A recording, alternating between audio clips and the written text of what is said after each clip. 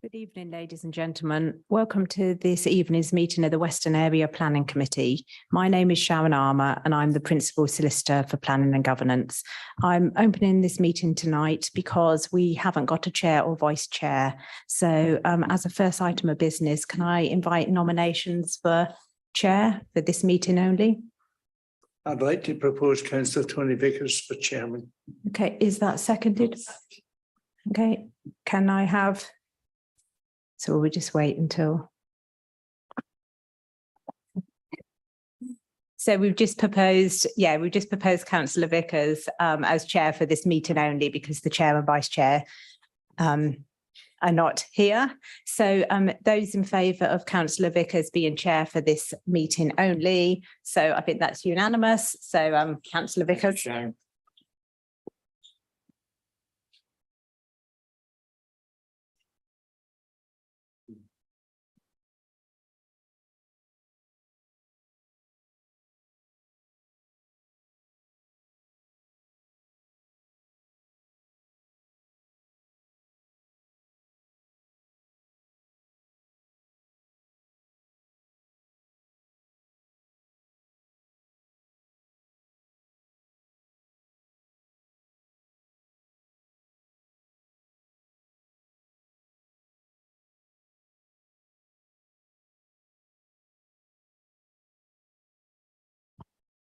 Good evening, ladies and gentlemen. Thank you, Sharon, for opening the meeting. That's what we have to do when we don't have a chair or a vice chair. I'm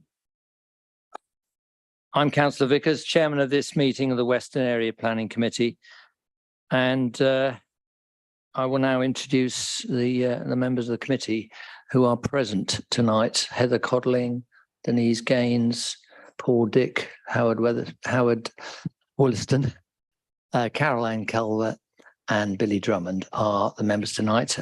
Patrick Clark, I hope, is coming, but we are well and truly core 8 anyway. The following officers are attending to advise and support the meeting: Bob Dray, Acting Development Control Manager; Sharon Armour, my legal advisor; Matthew Shepherd, Senior Planning Officer; and Harriet Allen, who's also here as a planning officer for one of the items. David Cook is the clerk, and we're supported by Stephen Shard as the Zoom host.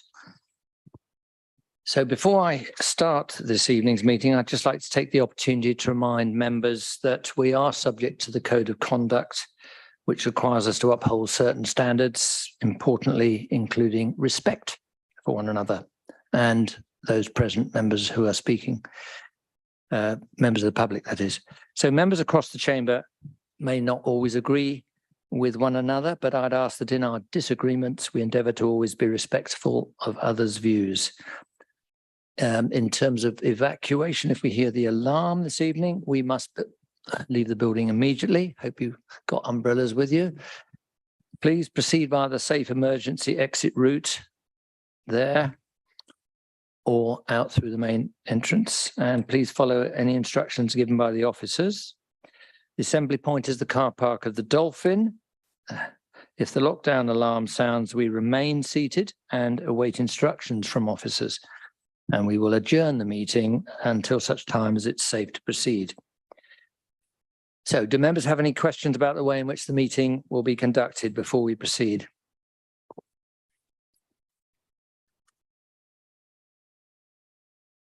Mark, have we had any apologies? Yes, Chairman. We've received apologies from Councillor Abbs, Barnett, Hooker, Bennyworth. Councillor Gaines, Drummond and Dick are attended as substitutes.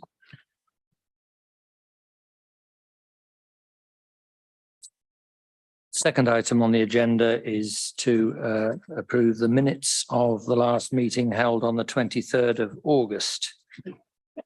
You've got a comment, Caroline Culver. Yes, thank you very much, Chairman. On page 16, we talked about consultation for the discharge of conditions, and it said it was suggested this could be discussed at a PAG meeting in the future. Conveniently, you are chairman of that forum as well, so I was just seeking confirmation that that's something you intend to take forward. I will cover that tomorrow morning when PAG meets. Yes. Great, thank you very much, Chairman.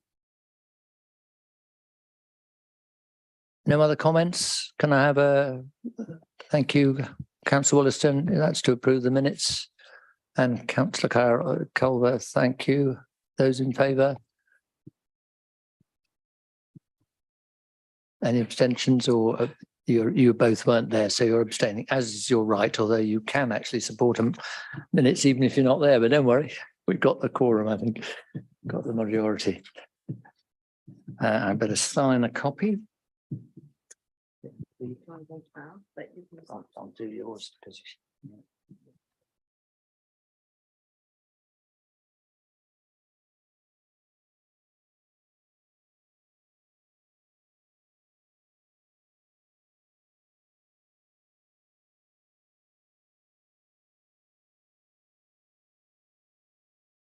Item 3, declarations of interest.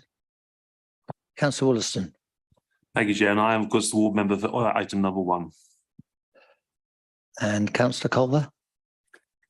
Thank you, Chairman. I'm the ward councillor for item 2, but I come to this with a fresh pair of eyes and I'll listen to the evidence tonight, and I have no pecuniary interest. Thank you. So we now come to the substantive items on the agenda, and we have 3 tonight. But first of all, for those who are new to these meetings, I'll explain the procedure.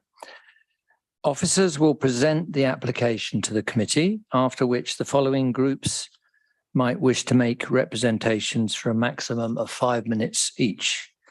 Firstly, the parish representatives, parish council representatives.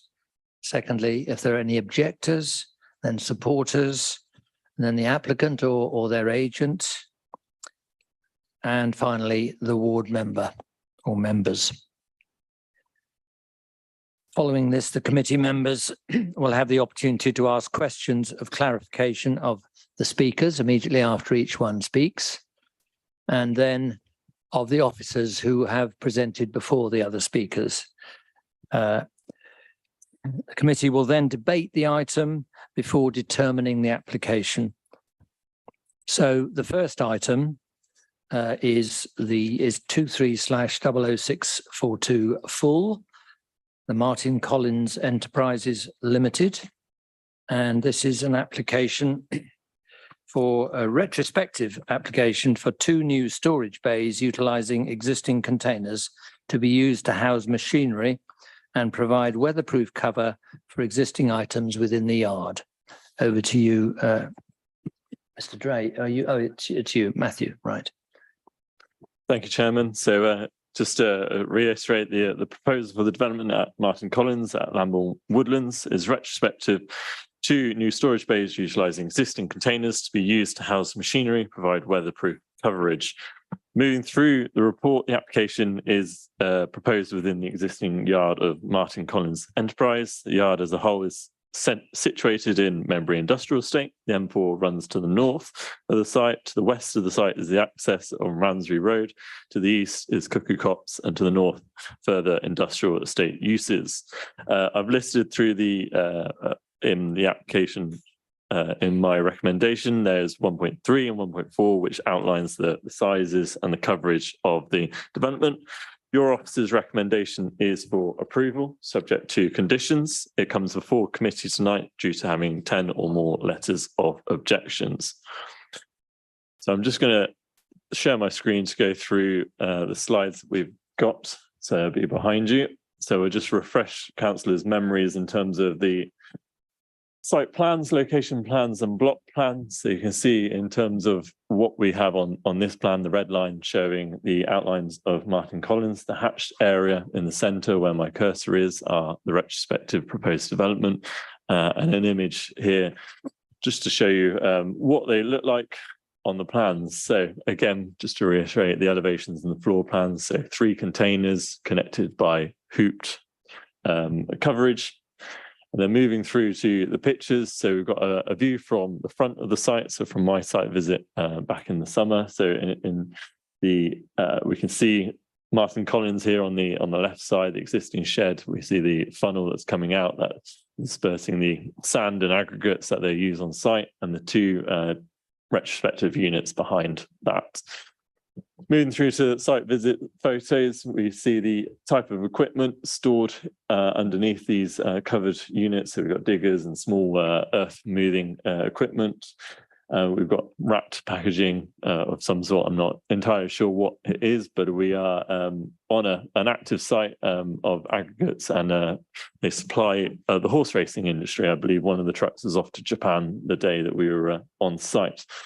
So just going through a bit more detail in terms of what's being stored and an idea of what the site consists of. So this is looking back across the yard. So you can see the band of TPO trees that I'll cover in a bit more detail later on, running along. We have industrial units, so the access is over here by my cursor, and we have the units, the reception and things like that on that side. Looking towards the south, so towards the neighbouring property, we again see the cuckoo clocks on the left-hand side of that image, and the TPO tree band running. So that's the boundary to the neighbour that we went round during the site visit. Moving to the view from the neighbouring property, so you can see the existing Martin Collins building here on the left, and then situated in this section of the photo, we've got the retrospective development on there. I think trees are in full bloom, so it may look a little bit different during the winter time. So just to note that kind of the time of the year when the photos are taken. So moving back to my report, we set out the history of the site in terms of the site notice being put up and the length of time. We moved to the statutory and non-statutory consultations, section 3 of the report. Lambourne Parish Council have raised objections to the application. I don't propose to go through all the objections. They're there in the report to be read. West Berkshire Highways officers have raised no objections to the application. West Berkshire Tree officers have raised no objections to the application. There are 13 letters of objection to the application. Just to summarise them in 3.7, I've highlighted some of the important aspects. So the development being retrospective, the development being in the area of outstanding natural beauty, taller than boundary fences and therefore visible to neighbouring properties, the cumulative change to memory across many years and the impact that has had. The objectors should be able to enjoy their garden vistas without being dominated by even more industry. Concern in regards to neighbouring properties trees, to the neighbouring properties woodland, and the development can be seen from the access road. So moving through to the officer's appraisal of the development, the application is located outside of settlement boundary. Policy ADPP1 states that there's only appropriate limited development in the countryside should be allowed, focusing on addressing an identified need and maintaining a strong rural economy. CS9 talks about appropriate locations for business development, concentrating development on existing suitable located employment sites and premises. Policy CS10 notes about rural economy, and that it supports existing small and medium-sized enterprises within rural areas in order to provide local job opportunities and maintain vitality of smaller settlements.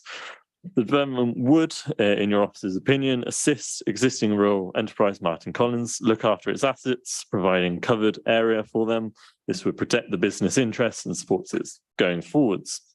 Overall, the proposed development is situated within an existing rural business yard, proposes no extension into the countryside, and therefore, in principle, officers are of the opinion that policy supports this kind of form of development. Moving to the impact on the character of the area and the area and B, again, I'll stress that this is an existing site, so there's no further extension into the trees or to the countryside. The views of the development are minimal. It's below the existing kind of tree line that we have on site, below what we have on site in terms of existing buildings, Martin Collins buildings already. The views from the area and B from public realms would be limited in your officer's opinion, and the change would be in keeping with the industrial feel of the site. The development is not considered to have a detrimental effect on the area of outstanding natural beauty or the character of the area. terms of neighbouring amenity, officers we've been to site with a site visit. Officers are of the opinion that the impact from overbearing, overlooking, overshadowing, we raise no objections, no windows are proposed, no elevated positions. It's within the site boundaries and located an adequate distance away from neighbouring amenities, so officers don't raise any concern in terms of impact to neighbours in regards to CS14. Highways officers have reviewed the application. There'll be no expected increase in traffic generation as a result of the development. There's no proposals to alter how vehicles gain access or exit the site, or how they use the wider network as part of this application.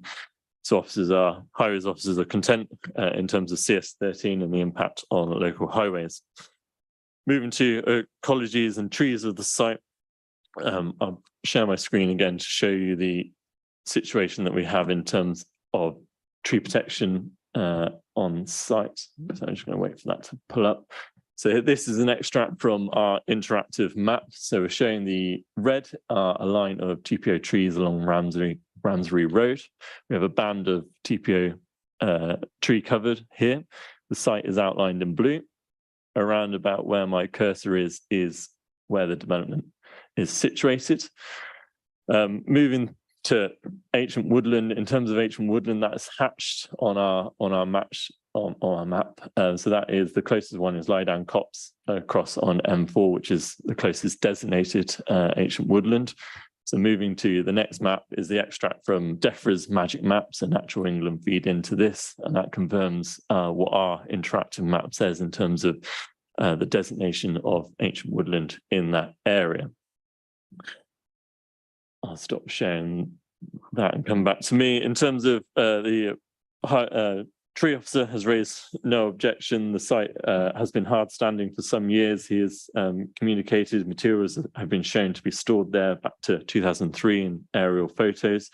So they are close to the boundary, but tree officers are content that there'll be no risk or harm to those adjacent woodland, and it's an existing kind of established relationship.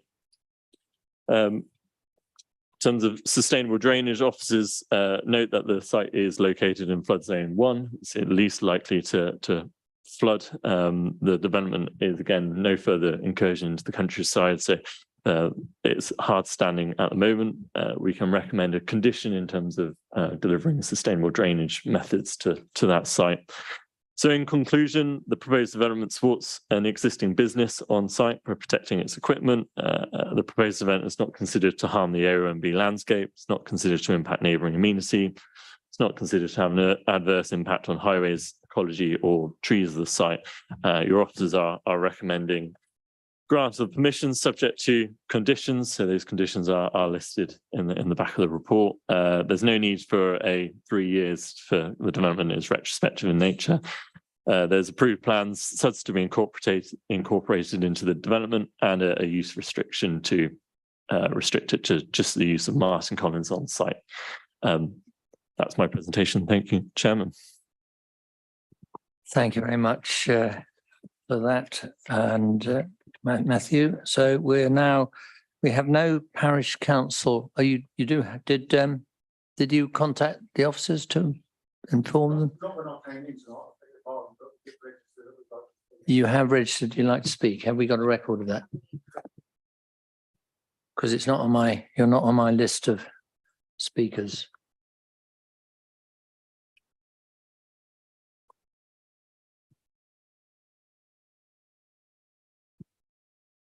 Anything from Lambourne Council? Do you know who you contacted? Yeah, I mean, there were parish council representatives at the site visit, and they did say that they would be coming, but the actual email doesn't go through us as members. And it was been sent in last week. I'm sure it's not last minute. Yeah, they did say they had registered when we were there. Yeah, I would like, if members agree, that I would like to allow the parish council to speak. It is recommended that you phone the council just to check that your email has been received, because this has happened in the past.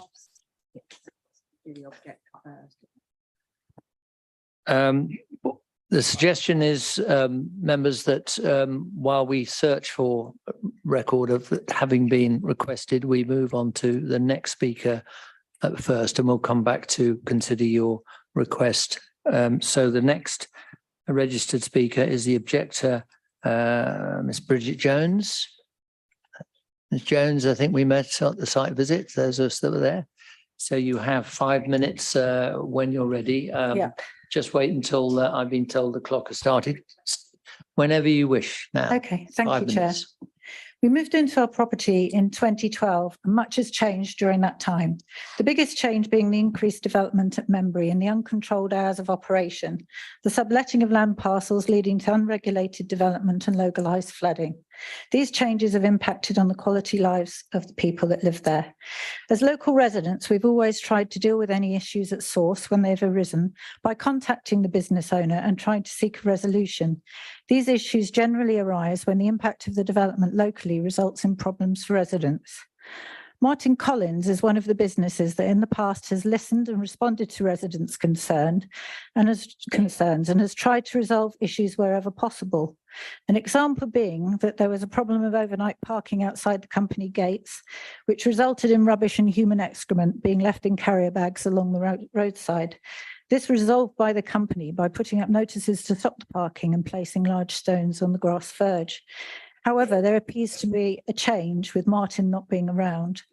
When my attention was first drawn to these enormous structures that can be seen from our driveway, I called and spoke to Andrew Collins. He was polite and assured me that the structure was not a permanent structure and that the man responsible for the construction would call me, but he wasn't available at the time. I believe he was abroad.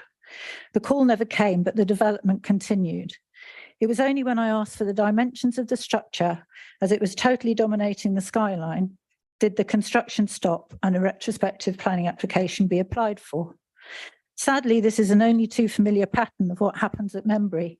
Businesses build and only when challenged apply for retrospective planning permission, and it usually gets passed as it's already there. We're talking about a 26-foot structure dominating a 6-foot fence line that can be seen from the back of our property, no matter which field you're in or room of the house. There are ancient oak trees that could be argued could break up the view from some parts of our property, but these are already losing their leaves, and so the view will be uninterrupted for 5 to 6 months of the year. Those that attended the site visit will have seen that there are also conifers along part of the fence line. However, these are dying. We've lost 5 to date and 3 more are dying. One committee member asked whether this could be due to the runoff from Martin Collins. We'll now be getting soil samples tested to assess the environmental impact as we're a registered small holding. On the site visit on the 14th of September, members were told that the only ancient woodland was the other side of the motorway. We were informed by the tree officer that Cuckoo Copse is part of the ancient woodland, hence the TPOs that were placed on the trees. They were also informed that the shipping containers upon which these huge arches are based were already there. This is not strictly true, as they were on site, but in a different position. We're not opposed to the structures, just the siting of them and the impact of them dominating the landscape. As stated, the fence line is 6 foot high, the structure 26 foot high, 42.6 feet long, and 2,938 meters square. To put this into some sort of perspective, we were refused planning permission initially because the bifold doors at the back of our property would look too suburban in the ANOB, even though this would not have impacted on anyone. Please don't let there be one rule for businesses and another for residents. We live in an area of outstanding natural beauty and views should be preserved wherever possible. Businesses at Membury believe that they can do anything and can get away with it. They know there is little chance that enforcement will act. Policy CS14 states that if there is a negative impact on the quality of life, the development would not accord with policy. We wouldn't have needed to bring this matter to committee if the applicant had entered into a dialogue with us. The Western Area Planning Committee decision today will contravene policy C14 and have a significant impact on our lives. We would ask that you instruct the applicant to relocate these temporary storage bays to an alternative location to reduce the visual impact on neighbouring properties and to preserve the existing character of the area. The site is big enough to accommodate a move, but also to take ownership of the environmental impact of water runoff and drainage. Thank you, Chair. Thank you very much. Are there any questions to the Speaker? Ms Jones? Yeah. Yes, Ms Jones, thank you. When did you first notice these were going up, they're being built? Oh, it was sometime in must have been early June, July. Of this year? Yeah. I think they've been waiting a long time for the matter to come to committee following the letters of objection. Thank you. Councillor Culver? Thank you, Chairman. Thank you, Ms Jones, for coming along and speaking to us this evening. You suggested that the structure could be moved to a different point in the site, but you also mentioned about the loss of leaves on the trees would make it more visible. I mean, is there anywhere else on that site, in your opinion? The site is huge. Right. The containers were actually at the front of the site behind the existing car park. Now, that might not be practical, but the site is huge. And if they could be moved elsewhere on the site, they wouldn't have a visual impact on anybody, and the character of the area would be maintained. Our position is it's an area of outstanding natural beauty. As residents, we're expected to, adhere to anything that planning come up with and to assure, that we're doing our best for the countryside. But businesses are not doing that. They're not being asked to do the same thing. The site is huge. The site visit didn't allow, for the first time ever that I've been on a site visit, we weren't allowed to go to the area that was being shown. We stayed by the gate because I would have been able to point out the vastness of the site. I believe they were only shown the structures. They weren't even shown the fence line, which is why we asked them to come round to our property to see the fence line and see the structures. Okay, and a second question, if I may, Chairman. You mentioned about flooding as well. We were told by Mr Shepherd that it's in flood zone 1, so shouldn't therefore be a problem. Are you aware of any flooding on that site in recent past? Well, there is flooding that comes off that site and off other sites on Membury. I mean, how would you know about this? I mean, I got out of the car today. My feet were 4 to 6 inches under the water on our driveway. It runs off of Membury. It runs down from Martin Collins and from the businesses further up because there isn't permeable membrane. Okay. And we get flooded regularly. Okay, thank you. Thank you, Chairman. Any other questions? If not, thank you very much, Ms Jones. Thank you for your time.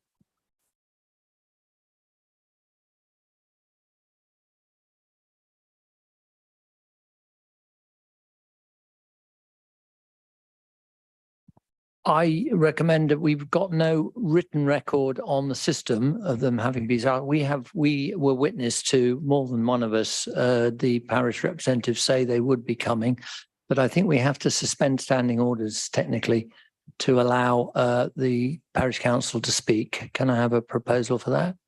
I think that's a majority of you. Please then take the stand. If you could give me your name. Mr. Harris or Harrison? Mr. Harris, you've heard how we do this. When you're ready, you have 5 minutes and we'll give you a 1 minute warning. Okay, thank you very much. Firstly, as you're aware, this is a retrospective planning application, which we believe means that the applicant is avoiding all of the normal, necessary, required assessments to ensure the application meets planning policy. Matthew's done a very comprehensive report. Part of that report, there is previous planning history. On the previous planning history, in 2001, the site was application for open storage area for agricultural equipment and machinery used for construction in the equestrian surface, including all weather gallops associated with the racing industry. It was refused. In 2009, there was a retrospective change of use for land for storage purposes, which was basically the same. So there is some history there. They were refused and they went ahead and did what they desired, and they got the application on the back of retrospective. The parish council would like to ask the planning authority to refuse this application. So I was going to say it doesn't form a dangerous precedent, but it looks as though the precedent has already been set by them in the past. Membury is not a well-populated area, but most of the residents that have been there for some time, and they moved there because it is an area of outstanding attributi. The parish council believes that the two large structures in their current positions are a dominant feature and impact the local residents' amenity. And I know that the amenity is, you can look at it either way. These structures, as you've seen from the pictures, are containers. All the vehicles that are parked in that structure are about the height of the containers. Why should they be allowed to construct something that is so high, possibly because it's the cheapest way of doing it, to store machinery that is no higher than a container? The problem with this is it is so high, it is so visible. If a full and proper application were to be made to address all the current requirements, and the positioning of this could be in a more sympathetic visually for the residents, then the application can then be assessed on all the correct merits. These are temporary structures. They could easily be moved. So that's something else to bear in mind. And I think that's the top and bottom, I think, as far as the parish council go. Thank you very much. Well within your time. Have we any questions to Mr. Harris? There don't seem to be any, so thank you very much. Thank you. We have no other speakers, so I think it's up to members to ask officer. Oh, sorry, yes. Sorry, you're not listed, but yes, you are here, and we must resume standing orders first, though. I have a proposal. Councillor Drummond, Councillor Codling, and I think we had all hands shoot up, so we're all right there. You know the score, so when you're... I won't need my 5 minutes, don't worry, Chairman. Start off with, the applicant is a well-respected local employer on the plus side. But it's a shame, this committee has never liked retrospective applications. And in this particular case, it's even more of a shame because they could have been cited somewhere differently on the site, which, as has been mentioned before, is amply large enough to be able to accommodate that. The structures that are being constructed are extremely prominent from Cuckoo Cottage. Even on the site visit, we didn't see the worst of it. Then that's a particular case with winter coming on. Those leaves are coming down already, and it'll be so obvious from Cuckoo Cottage, it's unbelievable. I think we should be looking at either refusing this application or possibly looking for an amendment to it so that we can remove the structures which are, we will believe, temporary. Thank you, Chairman. Thank you very much. Anybody wish to question the ward member before he resumes his seat? Must get the procedure right, Councillor Wollaston. I'm sorry, No, Chairman. We can deal with this in the debate, I'm sure, any querying. But yes, Councillor Clark, go ahead. Sorry, thank you. Have we had any, or have you had any discussions with the applicant about moving it, and what have they said? Sorry, no, I haven't. I was rather hoping that one of the applicant might be here tonight and could be asked. Quite. Councillor Gaines, another question? Sorry, just one thing. The conifer trees that are there and that are dying, would that make any difference if trees were put up there? Would it make any difference to the visual aspect? Do we know? It would, and I was going to cover it in debate, but I think if there's not a view to move these structures, at the very least, there should be a massive tree screening. So we could actually put a condition in to say, put some trees up there. Thank you. I think that's one for the discussion, actually. I'm not sure Councillor Wollaston mentioned the trees dying, although we heard it from the previous speaker, but there we go. Okay, thank you. Oh, another one, Councillor Dick, yes.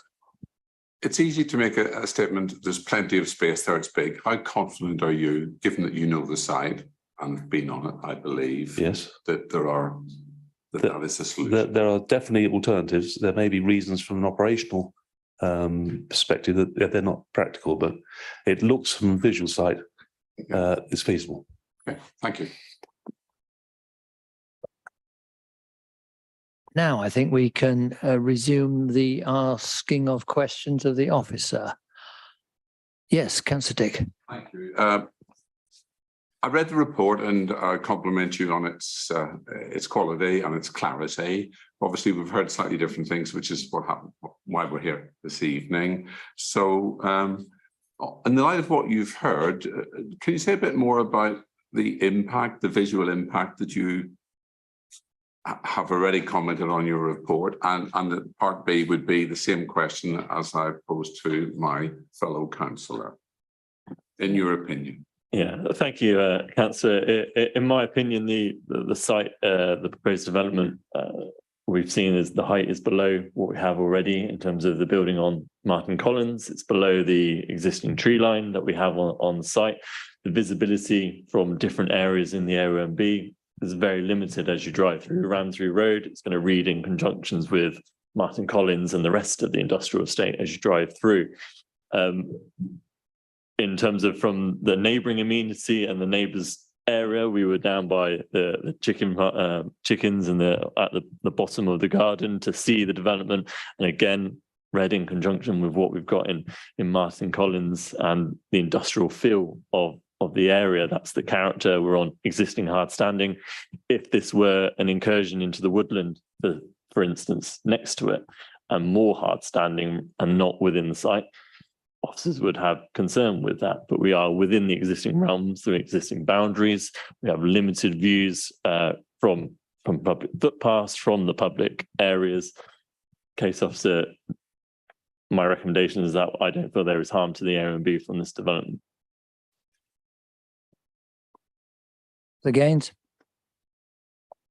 Forgive me because I'm not a planner, but I'm looking at item 5.15. And it mentions the fact that we can't consider, the outlook is not materially planning consideration according to the PPG. However, does that not contradict CS14 in 5.8, 5.18? So in terms of outlook, what I'm trying to convey there is that view and loss of view or change of view is not something that we're considering as a material planning consideration. It's that impact that development would have on the character of the area. So in terms of outlook, if it were close to a neighbouring window or something like that, or overshadowing, that would be a concern from an outlook perspective. So I think my language in the report is a little bit unclear on that, but in terms of what we're seeing and the change, it's the change to the character that we'd be concerned with, rather than one person's opinion on what makes a view pretty or anything like that. Doesn't that contradict the CS14 that says the positive impact on quality of life? So in terms of quality of life, we would look at different aspects. So whether there's an impact to the amenity from overshadowing, overlooking, that would have an impact on internal amenity in a person's quality of life. Again, where we look at the landscape and say that an officer's recommendation is there's no harm to the landscape to the area B. If there's no harm, then officers perceive that there's no impact to the quality of life because there's no loss of that kind of green beauty that we have in West Berkshire and things like that. So those are where the connection's made. Thank you. I have 3 questions of my own, most of which I'd have liked to have asked the applicant, but they aren't here. But I think it's fair to ask you because they are about matters of planning policy. Firstly, is the site already permeable? Because if it's a new area of impermeable, then it would seem that the SUD's condition is more significant than if they're basically just putting a roof over an area that's already permeable. So my understanding from where we've been on site is a gravelled area that there is permeability. I'm not 100% sure what the underlays and things like that are, but where we've been on site, that there would be some interception through that site, I believe. So the total amount of water landing on the site won't change. It'll just be concentrated where it falls off the edge of the roofs. That's my assessment as well, yes. Second question is it significant, the fact that it's a temporary structure and could be moved more easily than, say, a permanent structure? Is that of planning significance, something we should take account of? Because we're really supposed to just look at what's in front of us and not try and redesign or reposition the structure, are we? So in terms of the applications made to us, it's not made as a temporary permission. It's made, and all the indications from the application are that it's a permanent feature to that site. Permanence and temporariness there are several factors to that. How quickly you can take it down, how easily it's moved, for instance. Also, one of those is the fact that there's been no indication from the applicant that it is a temporary permission. They are there for the foreseeable if approved. I mean, as somebody who used to be a builder myself, I didn't actually notice whether it had foundations at the base of its metal frame, but that would make it, to my mind, a permanent structure if it's so. In terms of containers themselves, the change of use to the land is the permanent. The containers aren't; they're normally temporary. Yeah, they're there anyway. They're just being moved, and they can be moved. But then the structures that connect them, and then the whole kind of development, as we've seen. And then there's no indication from the applicant that is temporary. So those factors would then. So that the structure is considered to be a permanent structure. That's how we've considered the application. Final point was raised by one of the, by Ms. Jones, actually. She said she's got a registered small holding. Now, is that any different to somebody's private garden in terms of the weight that one places on what is still private amenity, the use of that area? So again, where we were on site, we would look at kind of patio areas and areas closer to the house. Certainly that would have kind of a bit of that greater weight because that's where people spend their time in their garden. Further down, we've still considered that as amenity. It may be small holding, but it's certainly areas that are of enjoyment to keep your chickens and things like that. Offices, there's no greater or lesser weight that I can attest to that, but officers have treated that as curtilage. I've treated that as their amenity space and I've considered it as an acceptable relationship. Thank you. That's all the questions I've got. Councillor Drummond, yes? Mrs. Jones made a comment that she was standing 5 or 6 inches of water today. Does that surprise you? In terms of today's amount of rain, probably not, but it's not a consideration. Well, it is a consideration for this application, but we're looking very much at it may be what the existing site may be having trouble with its sustainable drainage methods. I'm not sure, but where we look at what we've got here, that rainwater would have fallen on that area of hard standing, and now it's going to fall onto what is retrospectively there. We could control via sustainable drainage methods how quickly that water came off the top and into the ground and things like that through a planning condition. So it's a concern, and certainly my recommendation reflects that we'd hope that SUDs, subject to approval, that SUDs would be implemented in some forms, and that may assist on the site, but it might not solve a wider problem if there were one.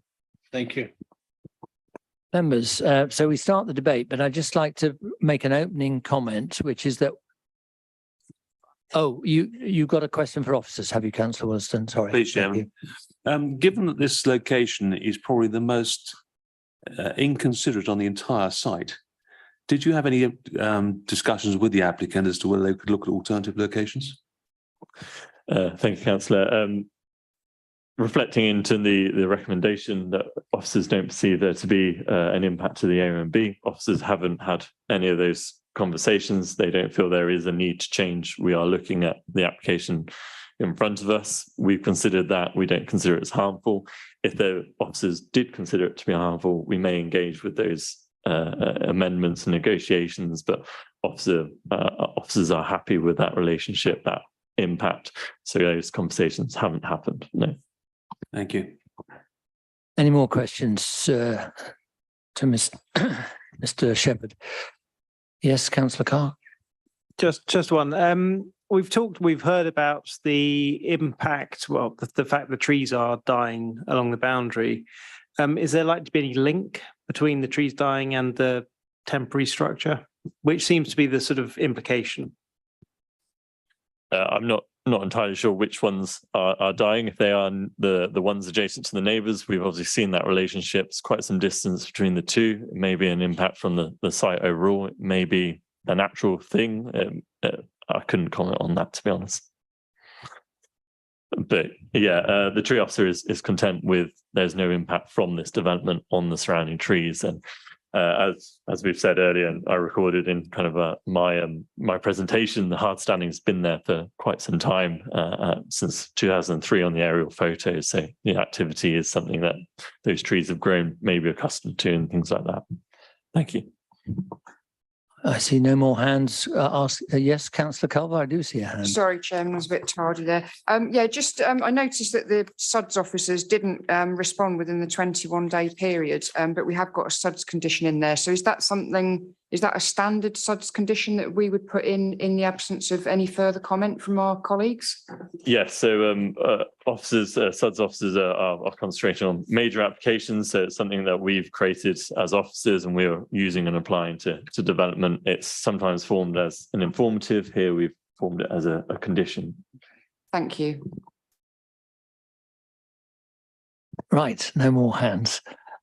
So as I was going to say a minute ago, just to frame what I think are the constraints around our debates, we don't like retrospective, okay, and there has been a history of retrospective in this whole area, but we are where we are. We're only discussing what's in front of us, whether or not to approve it and what conditions, if any, to add or amend. So having said that, who would like to open the debate? Councillor Codling. Yes, having been on the site visit, I can sympathise with the neighbour, Ms Jones, about the site of it and how visible it will be, particularly in the winter months. So, but I am not convinced that we should ask, that we should refuse looking at it. I'm not convinced that we should ask the applicant to move it either. It's seemed in a logical place for where their yard was and the movements of vehicles. So what I would like to see is a robust planting scheme. Obviously the drainage to make sure that that doesn't cause a problem. I'd also like to have some something that says the colour of that cover remains a green one, because he said he went to a lot of trouble to get green. He could have got a white one. That would be awful. And that really would be something that I don't think anybody would be happy with. So whether we can incorporate that into a condition, the colouring of the material used, but otherwise I can't see good reason to refuse it. Thank you for that. Any other comments?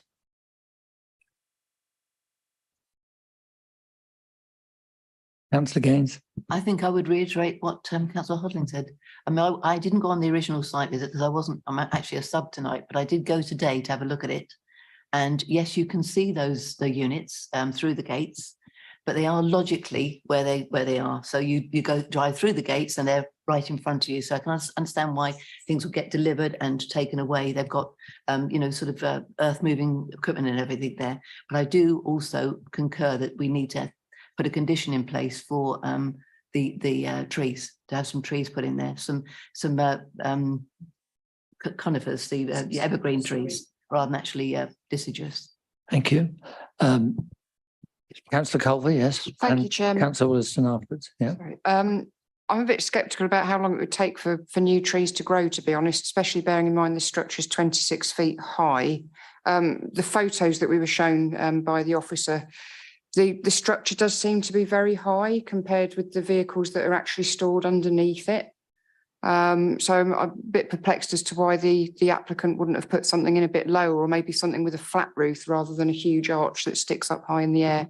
The issues around flooding do concern me. I hope that the SUDS condition we've put in there would be sufficient to cover that. But yeah, I'll leave it for that, and I'll listen to other members' views. Thank you, Chairman. Councillor Williston, I think you have your hand up. I did, Chairman, thank you. If this committee is minded to follow officers' recommendations, could we also put into that condition that the applicant will have to maintain that tree cover for a significant period of time? Noted.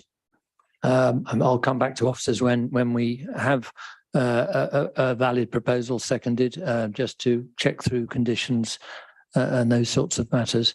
I think what I'm hearing is that if you really feel that the structures have to be moved, then we have to refuse it, because that's not what we're looking at. We're looking at a structure in a certain position. And if you feel that it's not going to be acceptable to us unless we move it, then we've got to refuse. I think we are looking at what sort of cover, what sort of screening, and those sorts of things would be acceptable. So I think I've got the feeling that we're pretty well ready for a formal proposal, and then some consideration of the details of any conditions that, if that proposal is to approve, that if anybody wants to put forward a proposal that we refuse on the grounds of location of the structures, then that's the other option I think we've got.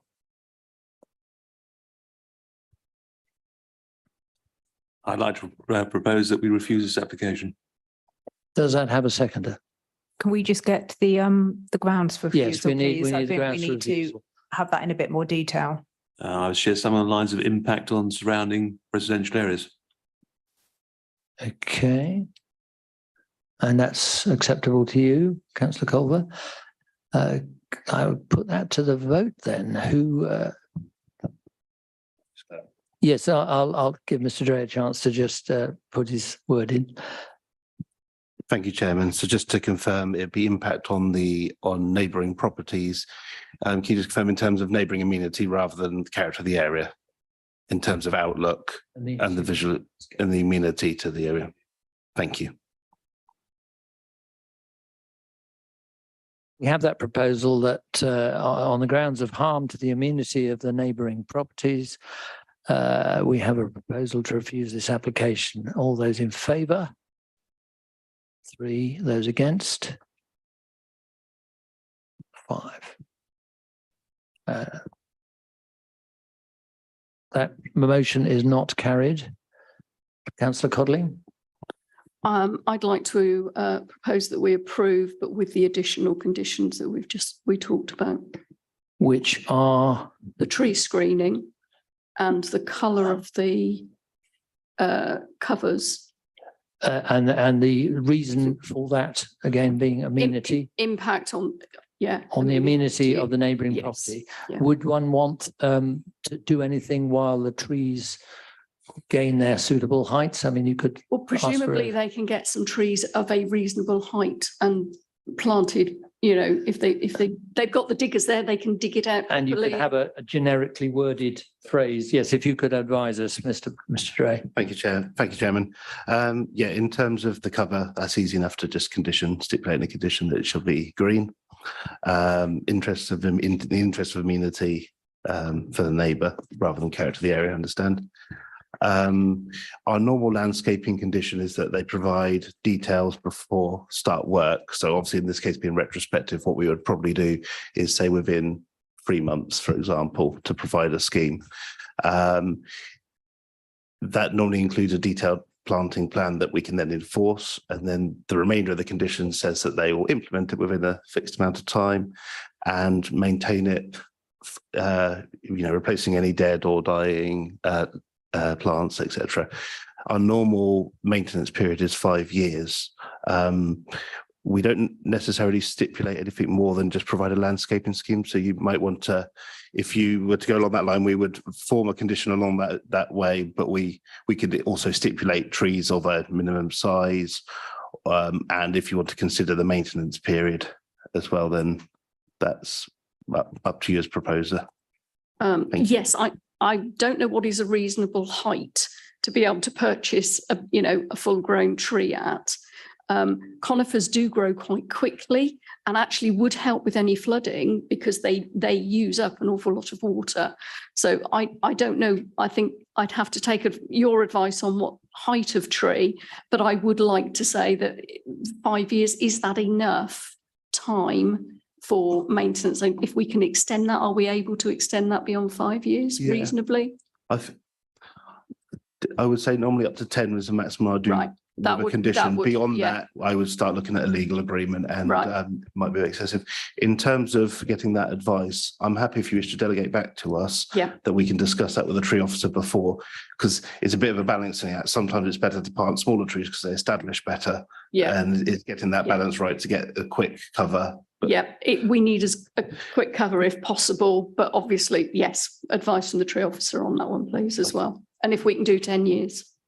10 years and tall and quick growing is the aim, but in liaison with the tree officer, we'll stipulate something. So we've got the screening, we've also got the condition that the colour of the covers remain the green of the one that we saw. Okay, so I have a proposal from Councillor Codling, seconded by Councillor Gaines. All those in favour? Those against? That is carried. Thank you, members. Just make a brief statement that I think the problems with Membury do need to be looked at. We didn't have traffic tonight, but I think in the background is the concern about the amount of traffic. And I do think as a council, we need to talk to the Highways Agency about how traffic can better be managed, whether it's on or off the motorway, which I know will be a long, hard struggle and require legislation, or some other way of monitoring the use of so-called sustainable travel methods, which I don't think is ever monitored. So some sort of statement for the minutes, is that all right? Thank you. Right, members, we have item 2 on the agenda tonight, which is Yattendon. It's item 23/01686 full. Single story extension to Orchard Day Nursery, Everington Bungalow in Yattendon. And we have, it's not, is it Matthew presenting, but you've got, oh, that's right. Yes, it's you presenting again. It's the third one that we have you with the case officer. Yeah, okay, over to you. Thank you, Chairman. So just to refer you to the update sheet, there is an omission on the agenda front page that the covering page of the report requires a full application description of development. So that's shown in point 1.1 of my introduction. So the application 23/01686 FUL is for the change of use of the existing building from a day nursery to a residential dwelling and erection of extensions following the demolition of an existing conservatory.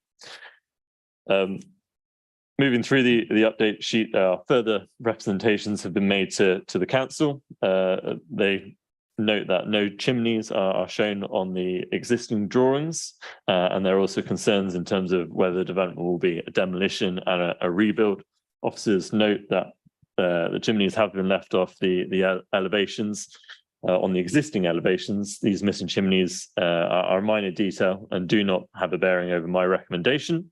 The proposed development is as shown on the elevation drawings.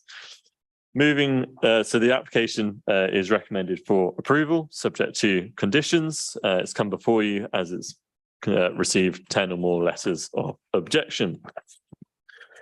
So moving to the introduction, I must stress that the site benefits already from permission for a change of use from a children's nursery to a residential dwelling under application 22/02455 FUL. This is yet to be implemented, as we saw on site, but there is nothing to stop them from implementing that. The site is located in the Area 1B, outside of defined settlement boundary. So I'm going to share my screen to just refresh our memory of the plans and the development as we see it. So I'll pop these through. There we go. So we've got the site location plan. So the development is outlined in blue. So the access from the main road across the River Pang into the development that we've seen here. Just to note that the access is across flood zone 2 and 3. So I'll cover that in a bit more, the implications of that in my report. Development is the extension or the change of use of the existing buildings. The existing building is shown here on the block plan, and then the wrapped around extensions of the development. So you'll see on the conservatory there outlined, that's for demolition, and these are the extensions of the site boundary, post and rail fence, and the access here. I have a neighbouring property up top here, I think Everington Cottages or Bungalows, I can't remember which one between, 2 garages for the neighbouring properties and another neighbouring property just here. So this is the existing elevations and floor plans. So we have the conservatory. This is if the change of use that has already been approved, this would be changed from a children's nursery into a dwelling with no external or external changes to it. The proposed development is to remove the conservatory, and this would be your proposed front elevation in the centre here. So the conservatory would sit around about in this section. So it'd be demolition of that and extension out to the side. This would be from, if we were to stand under the walnut tree on site, it's TPO, this would be the view that that's the view from the neighbouring property. This is the view from where my cursor is from the TPO tree. And this is what you'd see from the access on that side. Moving through, so we see the proposed floor plan. So bedroom accommodation, lounge where the front extension, bifold doors, and the existing access, kitchenette, bathroom. So the only windows facing towards the neighbouring property would be the bathroom window here. We have a rear access door, and the rest of the elevations would be blank. So I'll just pop back so you can see the back door here, and then the bathroom door in the section there. Moving through, we see the sections of the property of the roof lights. Obviously, this section is bolted, and then the sections here showing the property. So moving to, so we've got a view of the boundary and the neighbour. So where we were at the back. So this is where the extensions would be around where this black matting was on site. We see the front elevation. So the conservatory would go. The extension would be out onto the side here where my cursor is. We've got the site boundary. And parking and landscaping would be in this section. We have a condition to see the details of that. Obviously, that's important for amenity and for the feel and the character of the area. So just a close-up of what we have as the existing property. So in the back of this picture, we have the TPO tree, the walnut tree at the top of the site. So the site slightly slopes upwards. So this is the view outlook from the site. So if you're stood at the front door at the conservatory, this is what you'd be looking across. The site, we have the view from the relationship from the walnut tree, the TPO tree, and where the existing extensions would be. And there we can see on this image where the neighbours are, what the boundary treatments are like. All the landscaping is on the neighbouring properties.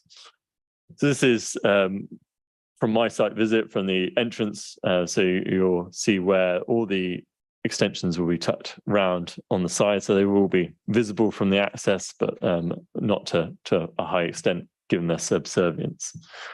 So this is from my site visit to pop round to the neighbouring properties to see where the extensions would be. We have this large hedge. We have all this landscaping around on this side. So there's a boundary treatment on this section, and there'd obviously we've seen the elevations to show you where the windows would be.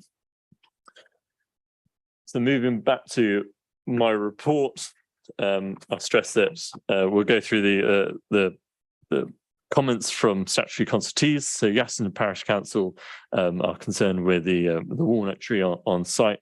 They wish for the conditions to be that for the change of use previously application to be updated and moved to this application.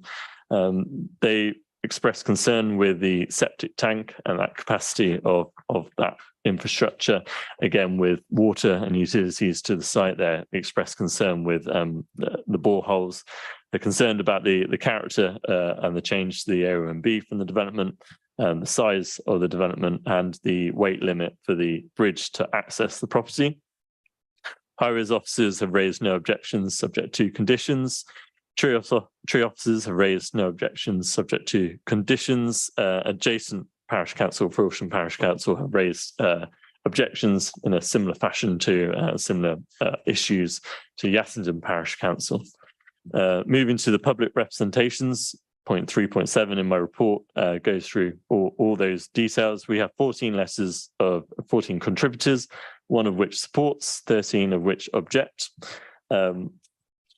They object in terms of impact to the River Pang, the weak bridge that we have to access the development, the impact to the area and B, the areas, the number of toilets increasing within the site, concern in terms of the increase of size of the development, Concerned in terms of the felled trees existing on site, and that would need to be replaced to screen the noise from the M4.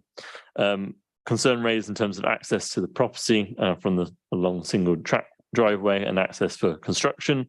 They raised concerns with the cesspit. An increase in size is substantial. The one letter of support outlines support given due to the change of use from a day nursery to an individual dwelling would obviously decrease the number of trips to the site quite substantially. It also welcomes the change in the development, the extension to the proposal and the update to kind of the area enhancements that the development is perceived to bring from the supporters' letters.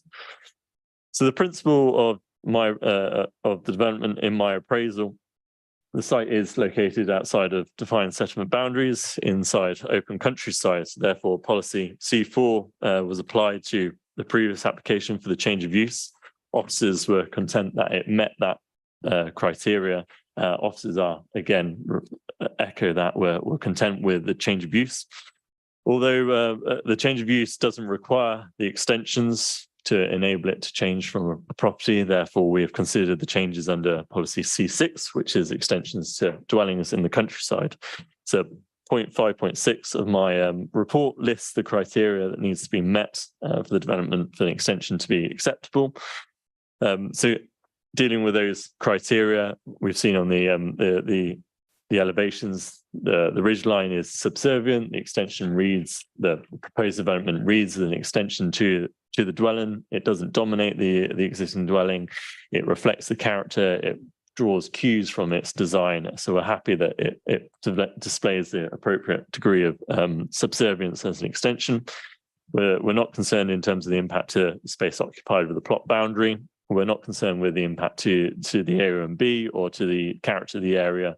The development as proposed to be extended would have a similar footprint or a smaller footprint, if that, to neighbouring properties that are much larger in the area, limited views from the public realms of the development. So officers are not concerned in terms of the character of the area. There's been some comments about the materials. Douglas fir timber cladding painted black has been proposed. Given the concerns raised, officers are recommending a materials condition so we can review those to make sure that the materials are appropriate. In terms of neighbouring amenity, all the development is proposed to be single story. So there only is one window on that northern boundary that backs onto the next neighbour. That would be obscure glaze given its bathroom. There'd also be a benefit of permitted development rights, so a 2 metre high fence, boundary fence could be erected if any impact were perceived. It's a case that officers are content that there's no overshadowing, overlooking, overbearing onto neighbouring properties on that. High-rise officers have considered there's sufficient parking on site. I think we all got parked on site quite nicely. They've requested an electric charging point to be installed with the new property. Number of objections have raised concern with larger vehicles accessing the site for construction. Officers note that the maximum size of the vehicle, as noted by objectors, should be 5 tonnes. Given its domestic extension, we envisage smaller tradesmen would be accessing the site. I don't think you'd be able to get a larger vehicle, HGV, down that access. I don't think a responsible employed insured driver would take that risk either on that side. So officers are content in terms of parking and the impact on highways. Officers have reviewed the ecology report and its conclusion that no protected species were present at the site when surveyed, and that the house has a negligible potential for roosting bats and features. There are recommendations made within that report that can be secured by conditions. We consulted with the tree officer, who's content with the relationship between the extensions and the walnut tree, subject to tree protection methods, so to make sure no bricks and things like that are stored underneath the tree. It is a shame that we've lost landscaping on the site. However, that landscaping wasn't part of the tree protection order, so officers have to balance that. It is the applicant's, as a landowner's, right to remove and do as they see fit with their landscaping, given there's no TPO. However, we have recommended a landscaping scheme. Obviously, some landscaping needs to be inserted into that front area, some garden formed for amenity purposes and things like that. The proposed development, the house itself, the change of use and the extensions are located in flood zone 1, so least likely to flood. So there's no implications on that side. The access track through is flood zone 3. Flood risk assessment has been submitted. Within that, the applicant has stated they're content to implement the recommendations of that report, and we can secure that via conditions, so officers don't have concern in terms of flooding or sustainable drainage. Overall, the development benefits from an already authorised residential use granted under the previous permission. The extensions as part of this application are considered in accordance with planning policy. The extensions do not have an adverse impact on the character of the area. The impact on the neighbouring amenity is considered acceptable. Whilst it is disappointing the number of trees have been removed from the site, these do not have the protected status under TPO, so their loss must be balanced against the applicant's freedom as a landowner. We have recommended landscaping conditions to you. The officer's recommendation is for approval. Just flying through the proposed conditions, we have 3 years to implement the approved plans, conditions, schedule of materials to be approved, electric charging point, landscaping, tree protection methods. No external lighting should be installed until details are proposed. Obscure glazing to that north window, I'm sure it would happen anyway, being a bathroom. Restrictions to permitted development on the site. The implementation of the flood risk assessment recommendations and implementation of the biodiversity recommendations as well. There are a number of informatives. The one I'd like to draw your attention to, as officers have considered the close relationship between the two properties, is they must, if approval is given and construction starts, consent must be obtained to enter into neighbouring properties. So planning permission doesn't allow or permit any sort of incursion into a neighbour's property to construct, or it must be obtained from that landowner. That's my presentation. Thank you, Chairman. Thank you, Mr. Shepherd. Right, we have a number of speakers wishing to contribute to our debates. Firstly, Parish Council representative, Councillor Philip Bickford-Smith. Is he here or is he on Zoom? He is on Zoom, Chairman. And just okay, I'll just let him in and we'll just need to start his camera and unmute, and you can speak to Councillor Smith.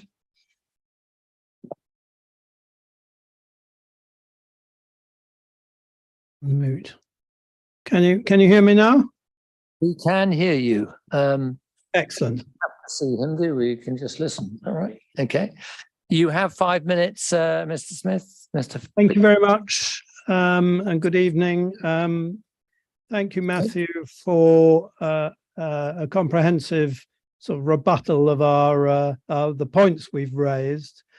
The concerns we've raised through Yattendon Parish Council are the tree issues. We were very distressed that 17 healthy trees were felled in November 22 under the following the first application. I mean, bearing in mind this property is right next to the motorway, these were a valuable screen against sound from the motorway. So a replanting scheme is thank you for putting that in the conditions. The other issues we wish to get raised are the issues of the treating of the foul water. The septic tank really hasn't been mentioned in the application, but is probably quite old, and with the extra occupants, it really needs to be reviewed, and especially since the septic tank will be quite close to the River Pang. The issue of freshwater supply via a borehole, again, this hasn't been addressed at all in the conditions.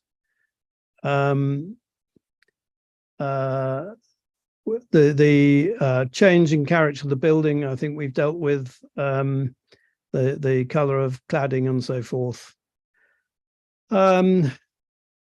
You mentioned, Matthew, the size of the development. I mean, this is actually quite an issue because the developer's application was very misleading on this point. And as you've shown from the block diagram, the area in red is actually virtually doubling the footprint of the building. And this is quite an impact. And then the other point is really that the building is right up against the border of the neighbouring property. We still have concerns about the 5-ton weight limit. I know you may say that a contractor would not bring a vehicle of that a gross vehicle weight over that bridge, but having had building work done on my own site, you really can't dictate what size of truck these building suppliers bring. And if that bridge collapses, that is a big problem because it's the only access to the site. I think that is about all really that you have addressed most of those points within your conditions. Thank you very much, Mr. Bickford-Smith, Councillor Bickford-Smith. And please stay online in case there are questions from members. Are there any questions from members of the committee? I see none, no hands. Okay, well, thank you very much. You can listen in to the rest of the debate. Thank you. The next speaker is Marion Spain, an objector who's here in person. Hello. Thank you, Chairman. When you're ready, yes. Thank you. I've got 3 points I'd like to make to the committee. You have a policy, as the officers explained, in presumption of extensions to buildings in the open countryside. I'd ask that you consider very carefully, is this an extension or is this in effect a rebuild? We've just heard from the parish council, the size of the footprint is almost doubling from 117 square metres to 213. A conservatory is being demolished. The plan shows the chimneys being removed, though we're now told that's a mistake. The state of the roof, external inspection of the roof suggests the roof will need completely replacing. The internal configuration is being significantly changed, and the external design by the use of cladding is completely changing the character. The second policy you've noted is you are required to take account of the negative impact of any development, extension or new build on quality of life, including privacy, light and noise. I think the officer's report underestimates that. The change of use occupancy that's already in place means the building is now was just in use weekdays, working hours, is now in use 24 hours, 7 days a week. The expansion of the residential occupancy mean we'll be going up from 2 or 3 people in residence to up to 6. That will increase noise. The proximity is highly unusual. The photographs did not show that. I'm confused about the number of windows. There are 3 windows on that property, 2 of which look directly into our lounge window from 8 metres away. As we've heard, the boundary of the property is the wall. And the new extension at the back, the boundary will become the fence. So the only way to screen that privacy is by shrubs or close fencing, high fencing that will have to be built literally against the windows. There is nowhere else for that screening to go. My concern about that is those rooms will have no natural light. So I'm not just thinking of our privacy, I'm thinking of the quality of the life of the people that will live in this bungalow. My third point is about the TPO. By law, you're required to ensure no damage to the tree. The tree survey has not been ground truthed in either the application or the officer's report.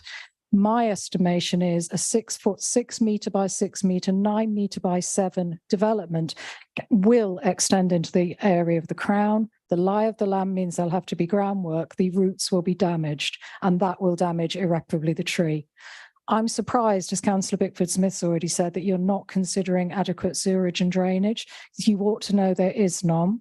At the moment, the borehole is contaminated and all properties are on a boil notice from the Environmental Health Officer. And the septic tank, we have lived there for 23 years. That septic tank has not been changed. And I don't believe it complies with current private drainage regulations. And we're adding to the burden of it by surface water drainage and increased occupancy and increased number of bathrooms. If the purpose of the planning and development control system is to ensure decent homes will be built, I'd ask you to consider whether this is a decent home, certainly whether it is a decent enough home for what this site could give. This site is big. There are many other ways this site could be developed to much greater effect. So I'd ask that you reject this application as a suboptimal compromise and invite the applicant to submit again for a high quality new build that could provide the home that the village needs. Thank you. You could stay there. Thank you very much. Are there any questions to, yes, Councillor Culver? Thank you very much, Mrs. Bain, for turning up tonight to speak to us. You mentioned on the pictures, we could see the planting at the back of the proposed dwelling. Could you confirm for me, is that planting on your property or is it on the property of the proposed development? That's on our property and it was there when we bought our house. So it has been there all along. Right, okay, thank you.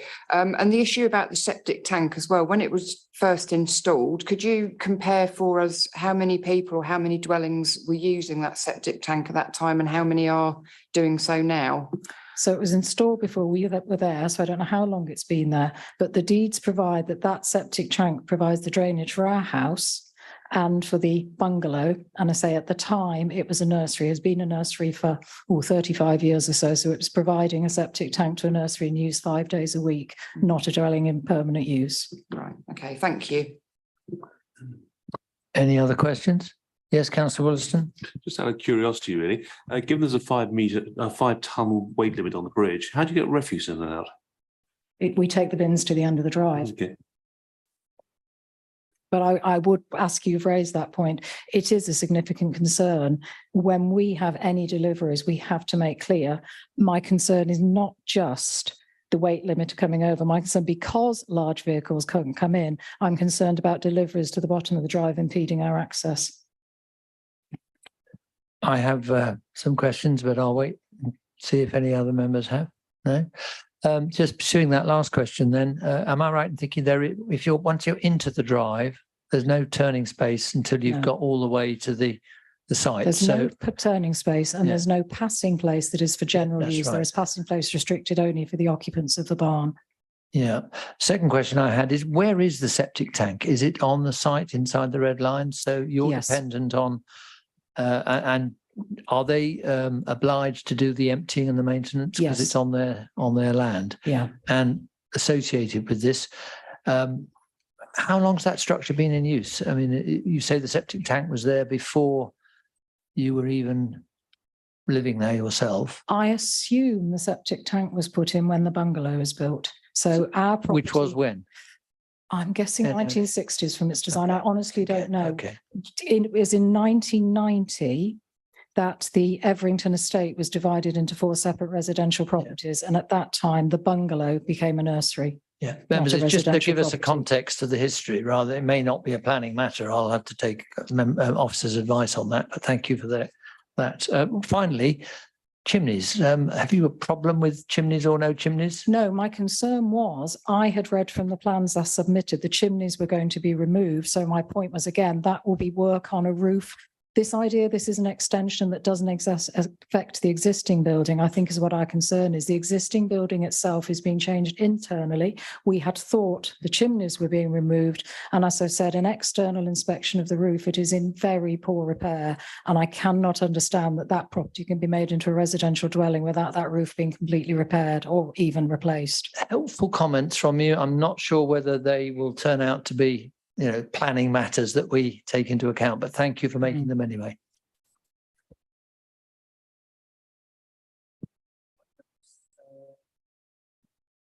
Now, do have an agent or applicant. Mr. Gareth Jones, the agent. Your turn, sir. You know the drill, I think, by now. Yeah. All good. Yeah. Thank you, Chairman, and good evening. The application seeks to provide the change of use of a day nursery to a residential dwelling and the erection of extensions following the demolition of the existing conservatory. I note that several members of the community have raised comments with the proposal and welcome the opportunity to discuss this with you this evening. Firstly, it is important for me to note the property has been granted change of use to residential, as discussed by officers earlier this year. This is yet to be implemented. In regard to character of the area, the development is considered to be of high quality, utilising sympathetic materials to the existing dwelling. A condition is proposed to be attached to this permission to provide the council with the specifics of these materials. Character of the area is of course of increased importance due to the site's location within the AONB. As a resident of the North Wessex Down AONB myself, I understand the importance of ensuring high quality development comes forward in this area. The extension has been designed in a subservient nature. The extension does increase the footprint of the property. However, the plot is considered sufficiently spacious in order to accommodate this without appearing overdeveloped. With regard to neighbouring amenity, the site has a number of features that help screen the site to the benefit of neighbours and future occupiers. These have been further enhanced by condition. Alongside these measures and the overall design of the proposal, the development is not considered to have a harmful impact on amenity, a view shared by officers. The application has been assessed by the highways officer, who has raised no concerns with the development, with sufficient space for parking and turning available on site. Comments have been raised with regards to the access bridge over the River Pang and the impact of construction on this bridge. It should be noted that the extensions that of typical domestic scale and the previous change of use application that already exists on site would likely utilise similar style vehicles in order to carry out the work. An ecology report was submitted in support of the application, and this contained a number of enhancement measures which are proposed to be secured via condition. It is noted that the applicant has cut down a number of trees. However, this did not require planning permission in order to do so and is within their rights as a landowner. Notwithstanding this, the applicant has agreed to a tree replanting condition, which has been discussed with officers as part of the application and was also attached to the previous permission on site. A TPO tree is located on site and the relevant protection details will be secured via condition.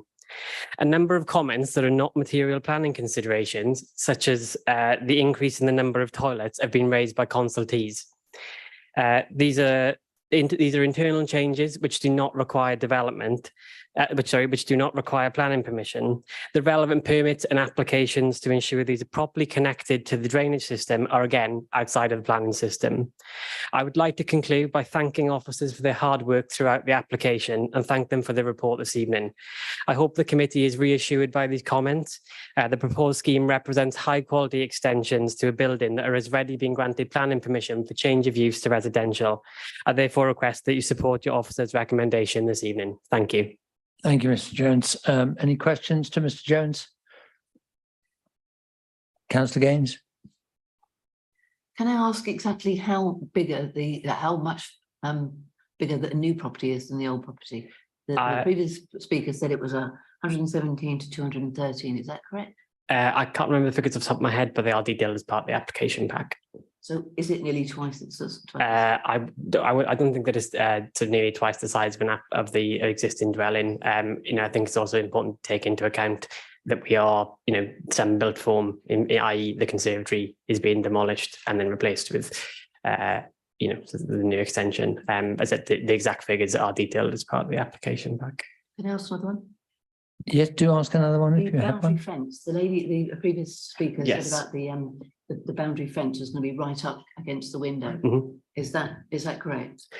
So the boundary fence in question, I think, is what what was discussed by the officer, was as part of what could be put forward under permitted development. If that is to be the case, then permitted development would allow for that fence to be put in place. That isn't proposed as part of this application. It's something that was is a valid fallback position that could have come forward. Sorry, I'm not quite sure I understood the answer to that one. Speak a bit closer to your microphone. Sorry, yes. You could hear what I said. Yeah. I didn't understand the answer, I'm afraid. Pardon? I didn't understand your answer, I'm afraid. So the officer's report with regard to the boundary fence is referring to it that it could be brought forward under permitted development. That is correct. We'll have clarification on this from the officer afterwards, I think. Sure. Yeah, okay. Any other questions, members? No, I see none. Thank you very much, Mr. Jones. Thank you. Now we have ward member, councillor Culver. If you'd like to go to the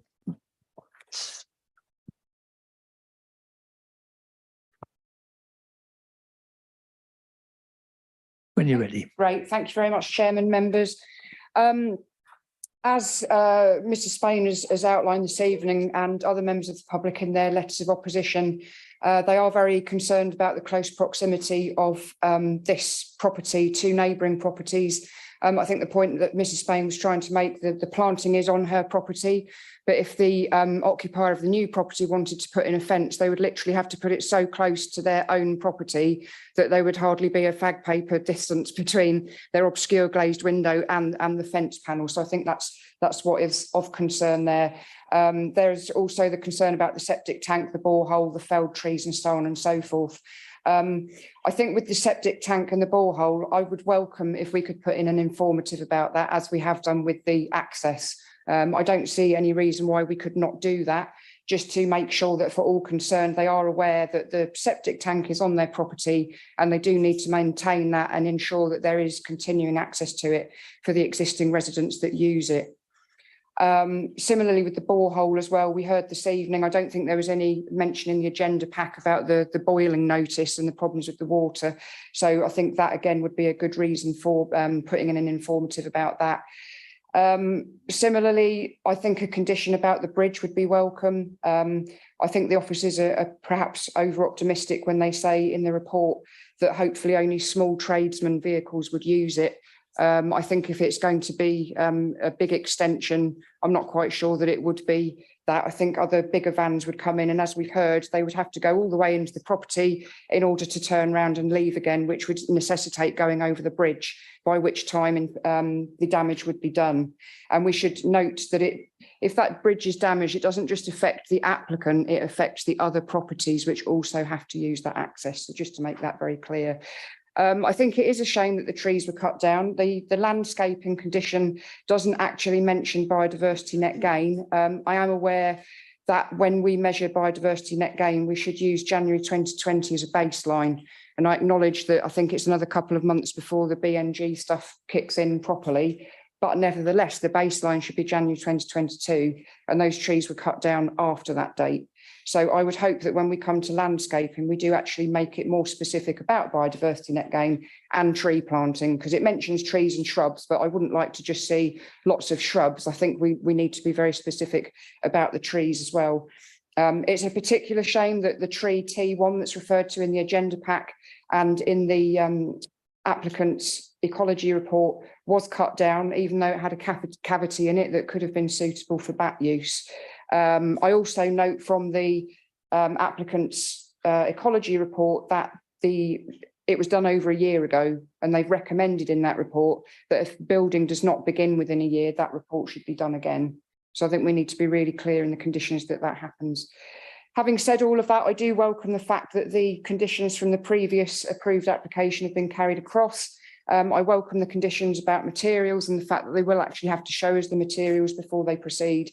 The obscure glazing, the EV charging point, because I don't think the design statement was particularly ambitious when it came to climate change measures. So the fact that officers have put in the EV charging point, I very much welcome.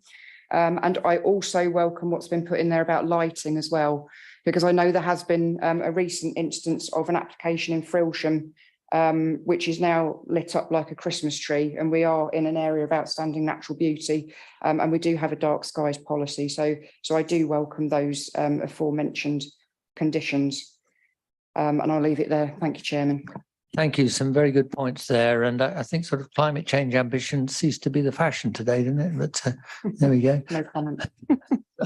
But any questions to the board member? No, thank you very much. Thank you. And questions to officers is now, yes. Councillor Dick. Thank you, Chairman. So we've heard about water coming in and going out, if you like. I'm not sure how important that is to planners, and if it is, does what you've heard concern you? And secondly, if you could comment on this whole issue of trees and fences and walls and windows and bag papers, if I can quote the Green Party.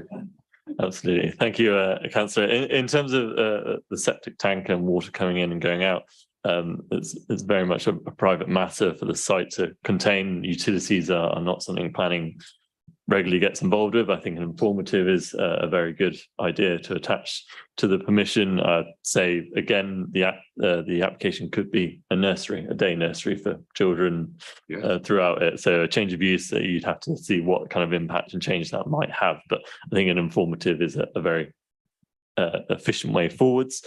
In terms of the landscaping question, it's a case that we will require a landscaping scheme to be submitted.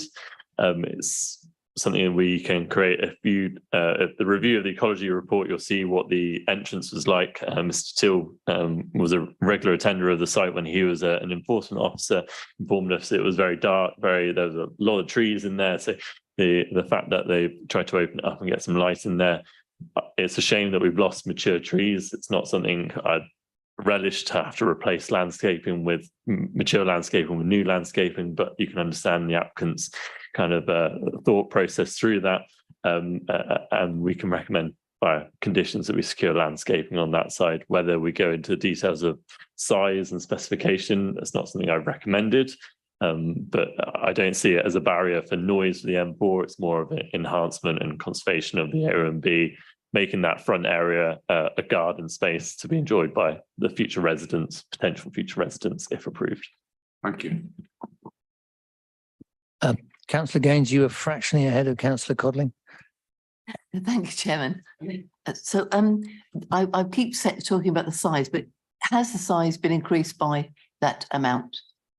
There's no size policy So now, is there? I've done some percentage changes. So from my calculations, the 73% increase from existing to proposed. And it's no longer a planning I would stress that it's done on scale. Proportionality is where we go with C6 in terms of an extension. So whereas the previous permission, previous policy is not used to be on percentage increase, it's no longer a consideration for us, but it gives you an idea of what proportion we're dealing with. And the site is able to take that size built extension. So officers are content with kind of the size and the layout.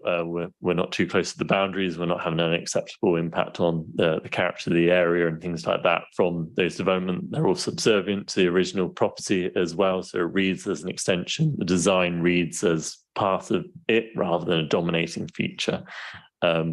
The other area that I don't think I addressed from the councillor's question were in terms of the boundaries and the windows. So if I can share my screen to show the elevations, I think this might help just give you a little bit further idea. So whereas the original permission, it proposed that the change of use didn't propose any external changes. So all the windows were as already on the property. So I zoom back to, so we have the windows to the rear on this side. So we've got these two, and we had another one in this section, I believe. No, this one facing onto the neighbouring property. So what's proposed is only this bathroom window here, which is obscure glaze. So if I show you the floor plans, we can see here that the rear back door, that was adjacent to the boundary, that was a little bit shabby on site, shall we say, that's how I describe it. But this is the curtilage, this is the boundary. So the window would face out onto the applicant's area. This here, where my cursor is where I would say the parking is for the neighbour's property. So that's this elevation, which there are no windows in that elevation on that side. So whereas before there were windows that needed to be obscure gazed in the previous permission, under this permission, it's my understanding from the plan that there's no windows looking into the neighbour's property. Thank you. Can I have one more question? Is there any reason, did you recommend to the applicant that they should put in an application for the same thing again, i.e. change of use as well as the extension? Because I couldn't quite work out why we've got, we've actually reiterated the change of use again. Yeah, absolutely. So we had the change of use as an application, and then we have the application came in for the extension. So under the history, there's application 23-00551, which was a householder application. Now the change of use hadn't happened then, it's still not happened on site, so it can't be extended as a residential dwelling.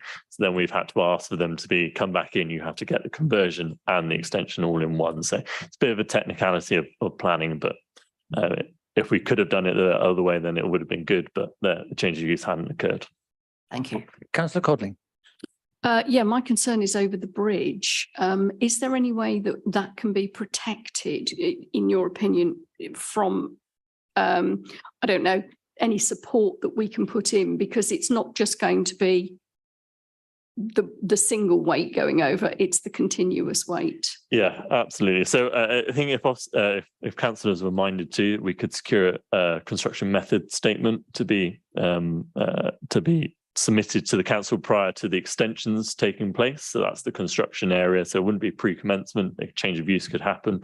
The extensions we could then secure through that the method statement to say this is a restriction on weight. Officers are happy, but if councillors were concerned, that might be a route that you could go down to have a bit more security over that factor. That's very helpful. I had a couple of questions myself, if other members haven't got any. Biodiversity net gain, Councillor Codling mentioned, Councillor Culver mentioned that, and talking about the baseline date. So I just want to know whether you agree with her that could be a part of that particular condition. And the second question is, what about the comment by Mrs. Spain about needs to be decent home standard? Is that a planning matter, or is that something for the housing service, or is there anything that the council does in that respect? Absolutely. So in terms of CS14 says about quality of life, so it's future residents. That's not just talking about neighbours, that's talking about the prospective people in there. So utilities and things like that aren't planning considerations, but we've got sufficient space inside. We'd assume that if they sort of the quality design type. Yeah, absolutely. Okay. So there's certain assumptions. We never control whether Wi-Fi in the property, but that might be essential infrastructure for some people. In terms of biodiversity net gain, the policy of CS17, I believe, is to conserve and enhance development. So we'd obviously look at landscaping as much as possible. Don't think net gains is something we're securing under permissions yet. It's not coming in. I don't know whether Mr. Ray wants to come in. So at the moment, our current policy, CS17, refers to biodiversity enhancements, and we have started trying to secure BNG as it will be in advance, but it's not a policy requirement for us at the moment. Mandatory BNG is a legal matter that's coming in we're told November, and we're waiting for a specific date, which will basically formalise that, and there's a metric set up. It is being used informally, and so other councils are using it as a matter of policy, but at the moment we can't insist upon BNG and following that metric under the current policy, but we're a matter of months off now before it does become a thing. Thank you. Thank you. Councillor Culver, just following up on that, Chairman, I know in previous applications we have had mention of biodiversity net gain, and I don't think we've been so strict as to say we can't mention it yet because we haven't reached November. And it seems we've had maybe a sort of slightly subjective approach to it so far. So could we not, bearing in mind we're only 2 months off, include something, bearing in mind we have done it for other applications? Yeah, as I say, we have successfully negotiated it on other applications, but we can't insist on it as a matter of policy at the current time. All we can insist on is that there is a biodiversity enhancement. So that's where I'm coming from there. Final question from me. I mean, I'm quoting what was in the previous item, CS14. Core strategy seeks all development to have a positive impact on quality of life of the district. I'm thinking in terms of neighbour amenity and the increase in size of blank wall that will be facing the neighbour. I know you can't have it both ways. You've either got windows in and that's privacy, or you've got a blank wall and it's kind of boring and not exactly a positive improvement. Yeah, it's a bit of a damned if you do, damned if you don't. There's a boundary treatment there. As we saw on site, there's quite a landscaping in there. The case that if the applicant wanted to break that up, obviously not the applicant, if the neighbours wanted to retain that. So you're saying it's up to them to plant some bushes up or to them. something? It wouldn't be something, and there's already development there on the boundary as well. So we have to consider what we have there. The extension is into the red line, if you will. So there's So if you're saying it may be considered a slight negative and therefore not a positive, but you have to weigh it up against all the other factors. Yeah. The other factor, it being a single story. If it was 2-story in that close to the boundary, we'd have a very different opinion on it. But thank you very much.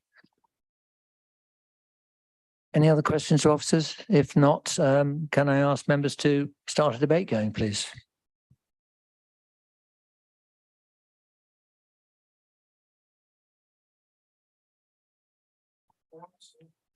Well, yeah, do I follow his precedent and start it off myself if there's no other hands?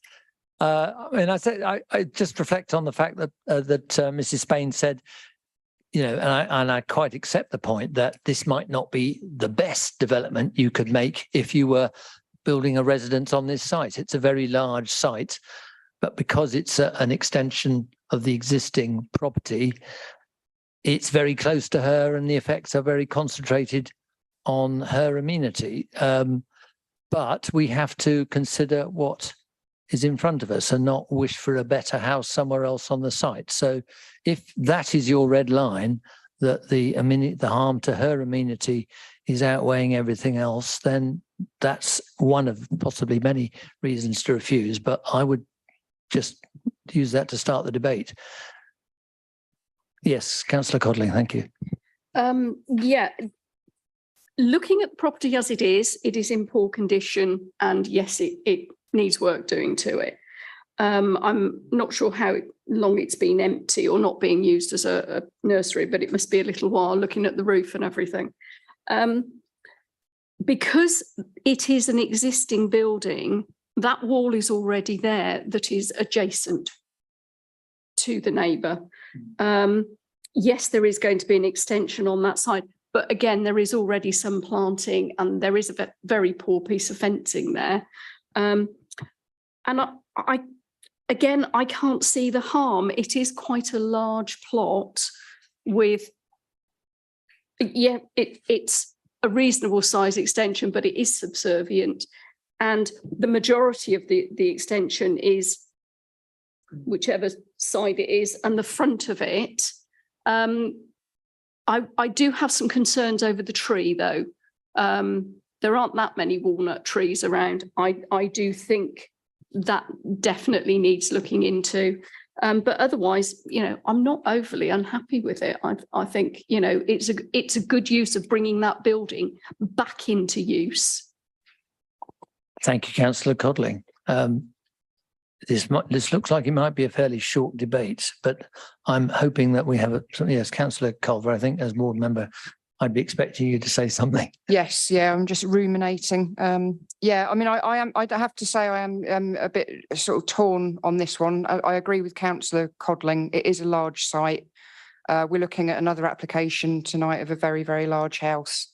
We have had debates about that before. I think the size of the house within that plot is probably fine, bearing in mind how big the plot is. I am really, really concerned about the fact that they've cut all of those trees down. I do worry that there are a lot of people who, you know, take the mickey and say to themselves, well, the biodiversity net gain thing hasn't come in yet, so we'll chop everything down and then put in a planning application, and then we won't have to worry about it being part of the calculation. I hope that this new law does come into place in November and that kind of practice is knocked on the head. But I do welcome a lot of the conditions that have been put in, and I think the parish council are probably satisfied, because I know one of their concerns was whether or not the condition from the previous application would be carried forward. and they have been, so that is very positive. But I do worry about the borehole. We've heard tonight that there are problems with that which we were not aware of from the agenda pack, and maybe officers were not aware of that, I don't know. And the bridge as well, just because of the issue of access, the fact that the bridge is precarious, and I don't think it will just be small tradesman vehicles going in there. If you are going to build and if you are going to need to replace the roof and so on and so forth, you are going to have a lot of vehicles going in and out. So I do strongly recommend that we put in a condition about that. But as I say, I mean, I've been on this committee for over 4 years now. I've seen a lot of applications on balance, could go one way or the other for me on this one. But I'm interested to hear other members' views. Sorry, I pressed the wrong button there. Yeah, Councillor Gaines, for the record. Yeah, I noticed that a lot of the objections are down to things like the borehole, to the septic tank, etc. They are not planning conditions, are they? Sorry, not planning conditions. They're not planning considerations. So we can't actually consider those as part of the planning. That's correct. I think that's correct, but just I've been listening to the sort of gestures between officers, and I think the idea that these are all informatives is accepted. And I think the only condition we've come up with new is a construction management statement, which would help deal with the weak bridge, and a lot of other things can be lumped in with a construction management statement. Okay. So we could put something along the lines of actually making sure those things are suitable for an extra property, for an extra size of the property. Well, the bridge and the construction, I don't think we can insist on the water supply as a planning authority. I don't think the water supply or the treatment of the septic tank is our business. I mean, nobody's going to build for their own occupation unless they know they're going to have pure water themselves and be able to get rid of the stink of the not so pure. One would hope so. One would hope so. So I don't know whether this is an application that's being promoted by the people that are eventually going to live in it. Frankly, in my experience, you get better quality application if somebody's going to have to live in it themselves. Then that was my next point. Yes. I have an experience of this in my road recently. We actually had a bungalow that was vacated by somebody that actually sadly died, and it was left vacant for about a year. When the new people that bought the property, they realised that the property was in no good condition. For instance, the roof was in a bad state, and so in the end they actually knocked it down. And one of the concerns that Councillor Culver had was about the traffic going across the bridge. You wouldn't believe the size of vehicles that actually come up our road to deliver equipment, bricks, sand, cement mixers of the largest kind. My concern would be that bridge being used for very, very heavy vehicles to actually get that in place. Yeah, I'm deal with that through construction management statement. But again, I've got to agree with Councillor Colin that actually the site itself does actually quite lend itself to a bigger property, and it looks like it's going to be a very nice looking property. So I can't really sort of according to the plans, of course, I haven't seen it built. Okay, thank you. Councillor Dick, I see. Yeah, thank you, Chairman. I think we digress quite a bit here. We have a specific application about a particular property. We've heard lots of things that we might prefer to be different, but it seems to me that we need to operate within the spirit and the guide of the law. We've tested that pretty well with the officers. The conditions that have been discussed help a great deal with the more human aspects, if you like, and we need to set aside the things that are not our business. And for one, I will be voting positively. Councillor Dick, is that a proposal? Yes. Thank you. Subject to the addition to the conditions that you have. Construction management statement in particular, and the biodiversity net gain being, specifically mentioned the base date and, any other conditions. Well, let's have a seconder first. Our officers clear? Sorry, our officers. Yeah, I think we probably need to be clear on the thank you. biodiversity aspect, and I think there was also an informative for the septic tank. Yeah, could you go through everything that's been covered so far? I normally wait until I've got a seconder, but I think we got a seconder. Happy to second. Councillor Williston, thank you. Thank you. So I have approve as per officer recommendation with an additional condition for a construction method statement, particularly to look at the access across the bridge and to maximise that as best we can. informatives for the borehole and the septic tank to bring awareness to civil matters and other legislation. We can have some clarification on the BNG point, please. Thank you.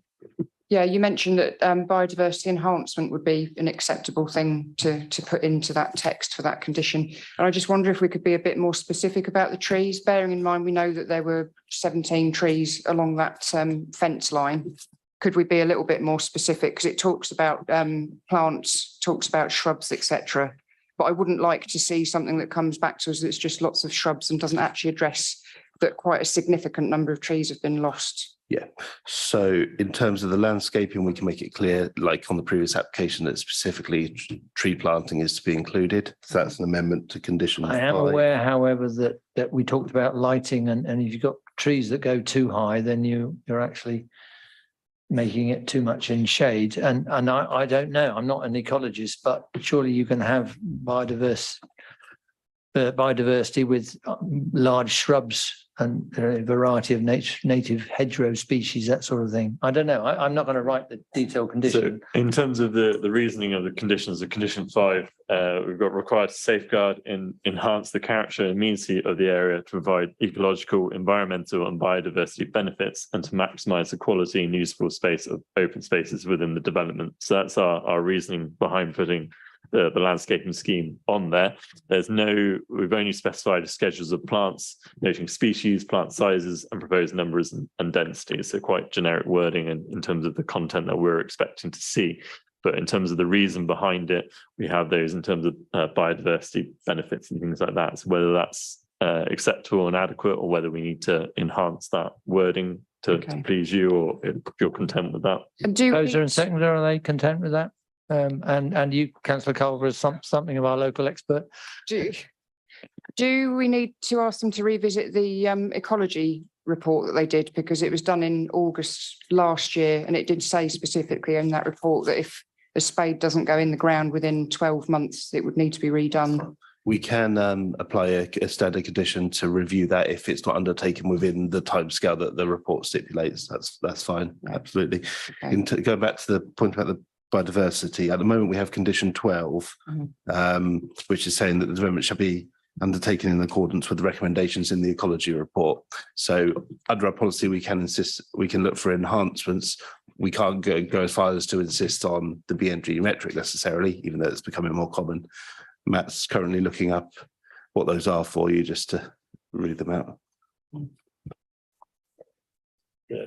So yeah, through it's table 14, so recommended mitigation. So through in terms of the lighting, to be any kind of lighting to make sure it's safe and appropriate for those protected species on site. So we've got the woodstone back boxes. Let's see what the numbers. So minimum of 1, and then stipulation of they're hung in trees at a minimum of 3 meters from the ground level and face southwesterly. We've got back tubes installed into the dwelling, a minimum of 1 tube. Selection of open-fronted boxes, songbird boxes to be installed, a minimum of 2 there as well, and through there. So then, hedgehog highways and things like that. So there's a fair amount of proportionate to what we're dealing with in terms of extension. I think that's the key. Yeah, it's so proportionate. We do need to be a bit more specific about the trees in that case, because you can't put back boxes on a shrub. Okay. Perhaps they can go on the almond tree. So straight away. Be a certain distance above the ground, don't they? So I'm not sure the implications, but we have the walnut tree to the north and the other trees further to the north. So it's not just that boundary at the front that we've got the ones further behind the dwelling where the extension's going as well. So there's other spaces where that specifically could go. But so we could add into the landscaping scheme if you wanted to go minimum sizes. I'm not sure. As we discussed earlier on the previous one, how well that might work as wording, because again, we might go too dark in the areas in the front. So whether you'd be happy for officers to leave it up as a landscaping plan and for us to determine with tree officers consultation, or whether you want to stipulate a size. Right, yeah, I mean, I would just make a strong recommendation that you bear in mind that when that initial report was done by the ecologists, it was when the 17 trees were there, and they said if you were going to interfere with tree 2, T1, you should do a proper endoscope, etc.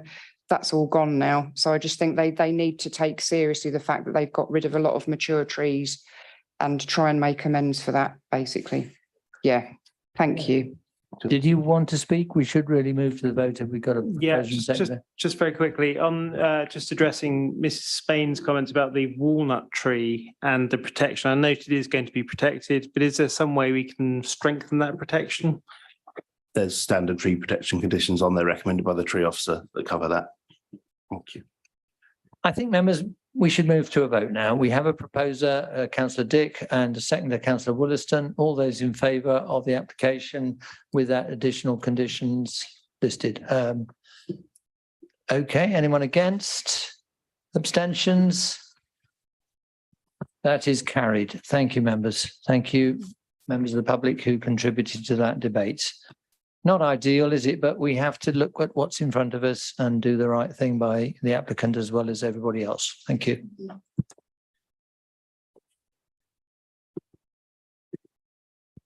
Third and final item to be considered for decision tonight is back to the west in Great Shefford. The item, I think, rather than have us read it through twice, I'll over to you, Mr. Dre, to read it out. Thank you, Chairman. Okay, there we go. Okay. Members, this application starting at page 71 in your pack. It's a householder application for the old post house at Newby Road, Shefford Woodlands. The proposal is a 2-storey side and rear extensions. It is before you tonight because it's been called in by the local ward member, recognising the amount of improvements that have occurred since the refusal of a previous scheme. Right. So there. Right, you're going on. So it's taken a moment to change the slide. It was having a moment. So here you can see on the screen the location plan showing the old post house attached dwelling at the eastern end of Newbury Road in Shefford Woodland. Shefford Woodland is a small settlement in the AONB just north of junction 14.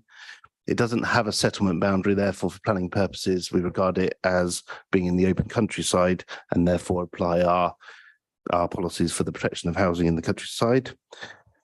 Under those policies, development is generally limited and there's a presumption against new residential development, but there are, as you'll be aware, exceptions for certain forms of development, including extensions. And we have, again, policy C6 as the relevant policy and the starting point for making our decision.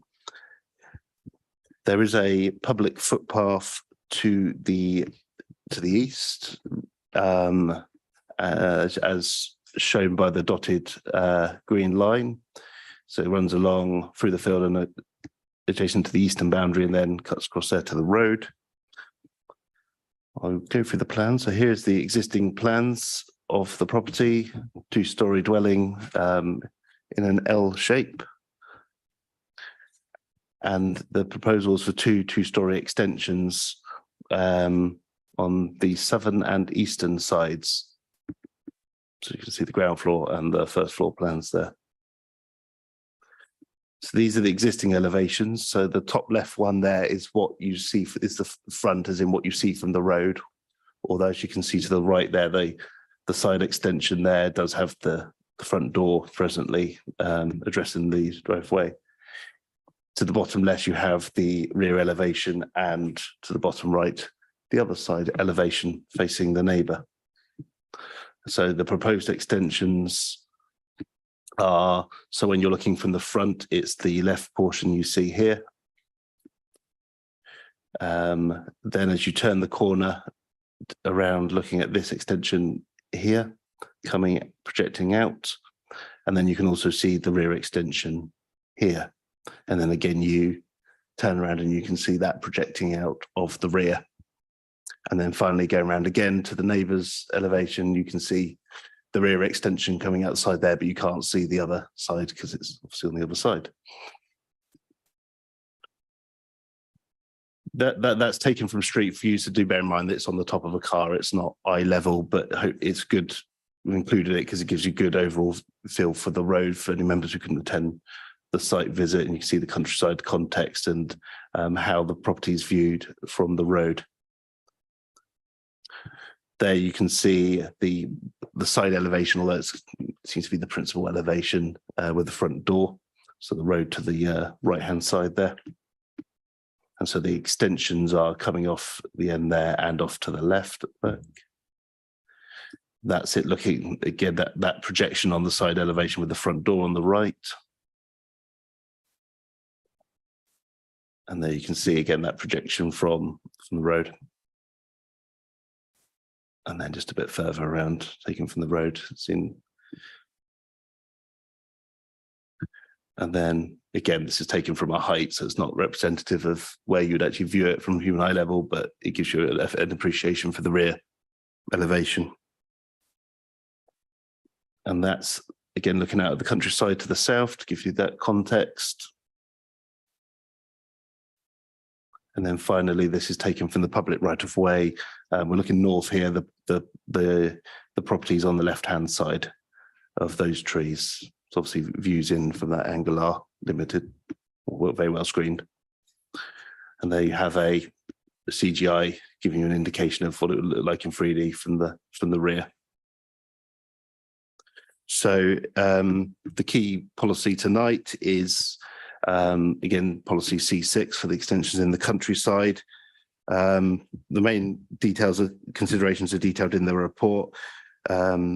We have no technical issues with parking, access or traffic, and the relationship to neighbours is considered acceptable given the separation distances and the, between those properties and the position of the extensions to the side and the rear.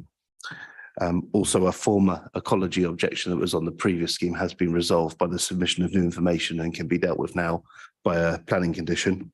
So the key concern remaining with us, and that's what's leading to our recommendation for refusal, is the conflict with policy C6, and in particular the first two criteria regarding the scale of the enlargement and its impact on the plot. I'd highlight here that on the reading of the text that criteria 1 is that the scale of the enlargement is subservient to the original dwelling. So note that that's the original, and is designed to be in character with the existing dwelling. And we've also included the supporting text there for that policy, which explains about how we need to take into account the cumulative effect of existing extensions, successive extensions. So as noted there, when we're assessing this policy, we're looking at subserviency against the original dwelling.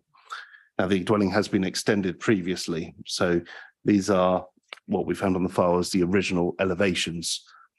And if you look at that elevation there with the door and the scale of that, when we go to that's what we have largely here. So you can see that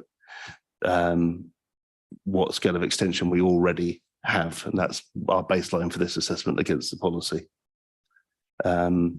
This is the previous application that was refused, and it was refused both on design grounds in terms of appearance, but and the scale and the lack of subserviency. Now, we consider that the revised scheme is a lot more cohesive in terms of its overall design and in terms of respecting the existing character of the building. Our residual concern is regarding the scale of the extension by comparison to the original dwelling, which is what the policy requires us to assess. So I'd say that the materials and the overall appearance have been successfully approved on, but in our view, not sufficient to overcome the other concerns regarding scale. In our view, the proposed extension subsumes the existing dwelling and would alter the existing shape and form to a significant degree, resulting in a considerably larger set of extensions and entirely subsume that original dwelling. Now, as the chairman mentioned earlier, we no longer have policies that specifically refer to a percentage increase like we have done in the past, but nevertheless, it's a useful indicator to give a feel for the amount of increase. And by our calculations, approximately, we are looking at taking into account the two-storey extension, and there's an outbuilding on site as well, and the rear extension, you're looking at cumulative increases of over 200% with the outbuilding, or 184% of the building itself. And the previously refused scheme, we calculate to be in the region of 140%. So I'm not expressing those are a matter of policy like we would have done in the past, but just to give you a feel for it. But I think it's best by looking at the plans, looking at the site context, getting a feel for the scheme as a whole. But for those reasons, we do judge it to be contrary to C6 still, but on the more limited grounds of subserviency rather than the cohesiveness of the design overall. There's nothing to report on the update. So I'll conclude that our recommendation is to refuse as set out, starting on page 76. Thank you, Chairman. Thank you, Mr. Dray. We don't have the parish council here. They're not listed anyway, and they don't seem to be here. We don't have any objectors, please note, or supporters, note also. We do have applicant and agent, Caroline Downey, the agent, and Mr. Ashley Walton on behalf of the applicant. So would you like to take the lectern, please? And you have 5 minutes and you've heard how we do this. Over to you when you're ready. Thank you. Chairman, members, thank you for your time this evening. The old post house is a detached property on a larger than average size plot. The house has evolved over different years by different owners who sought to make it their own to enable it to function as a family dwelling. The application before you is to enable the current owners to expand their home to accommodate their family, her disabled father, who is likely to move into the ground floor should this application be approved. The application, as outlined by Mr. Dray, is for an extension to the side of the property and to the rear. The proposed side extension is to enable a hallway and to remove the staircase to comply with current building regulations, which some of you will have seen on the site visit last week. The ceiling here will be vaulted. The existing porch will be removed. The roof ridges are deliberately designed to be subservient to the existing dwelling that you see before you. To the rear, a new kitchen is proposed with a master bedroom and bathroom above it. The change in ridge heights of these extensions will give a subordinate appearance and will enable future occupants to read the building and how it has evolved over time. The single reason for your refusal is the scale and impact on the local rural character. We beg to differ. The officer report highlights that the floor space would be 184%. This is fairly misleading in our opinion. The increase to the existing dwelling will be a 28% increase in size. May I take this opportunity to reiterate what was said at the meeting, that the stricter policy, as Bob's just mentioned, of ENV 24 was a policy that gave strong restrictions on percentage increases, but this policy has been replaced by C6, of which we feel the scheme complies with. Now, very well known to this committee, at least some of you, I believe, is the development at the well-known Hayward's Green Farm in West Woody. The lake house has increased from its original 194 square metres to over 2,100 square metres over the last 10 years, which is a staggering increase of 1,100%. Locally, there are a number of recent applications that have been approved under delegated powers. Linden House was granted an increase of 185% to the original building in 21, and Michaelmas House, 168% increase earlier this year.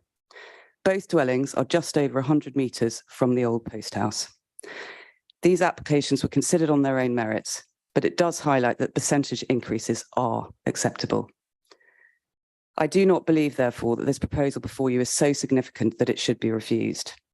This scheme is on a larger than average plot, and the dwelling can absorb the extensions. The aforementioned buildings have evolved over time, and this one is no different. The officer's report is supportive of the scheme in many ways. However, we do not agree that it subsumes the existing dwelling, nor do we agree that the proposed extensions alter the character and the appearance of the dwelling on the street scene.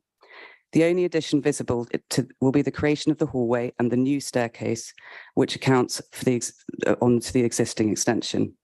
The main extension out the rear is not visible on the street scene.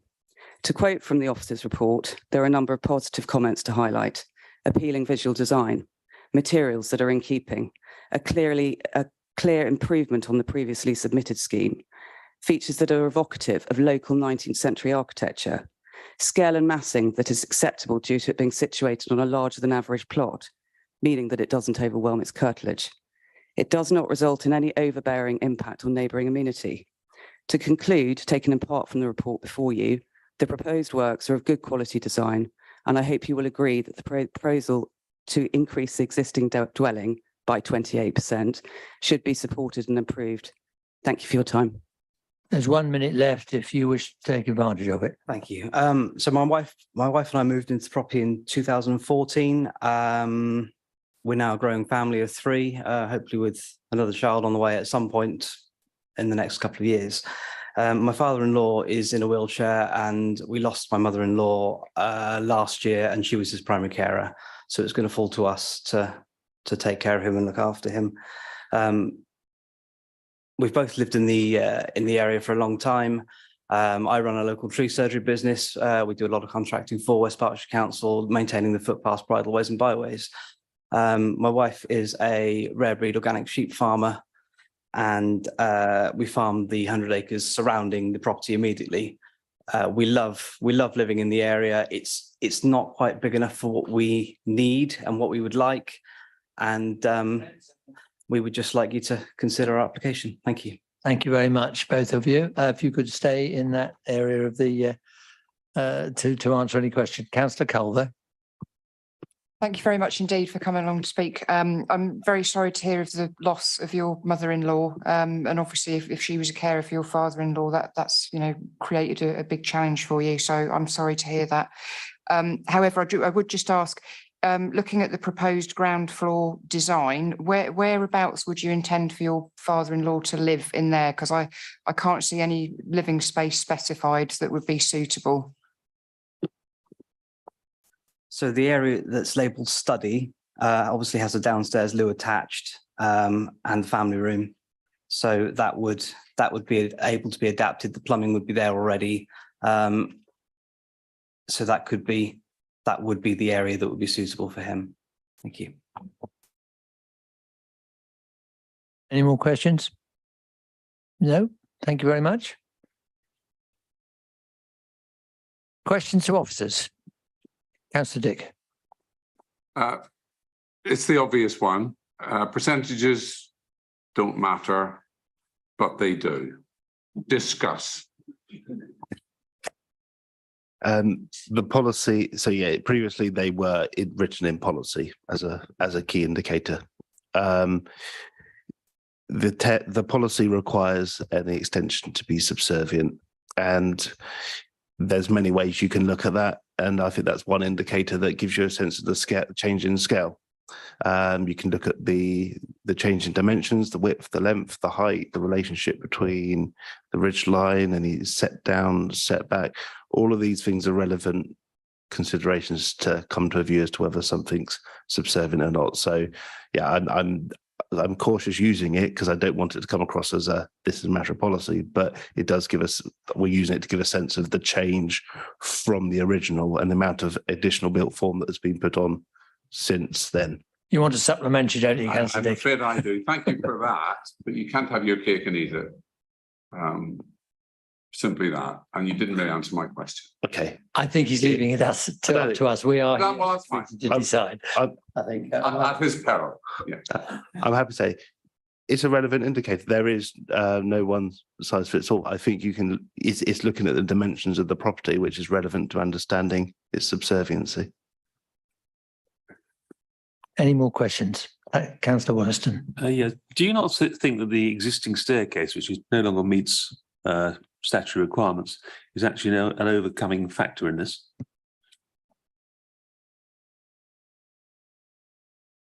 I don't think it goes into the assessment of subserviency itself, whether it's you consider that to be a relevant material consideration to outweigh the conflict with the policy.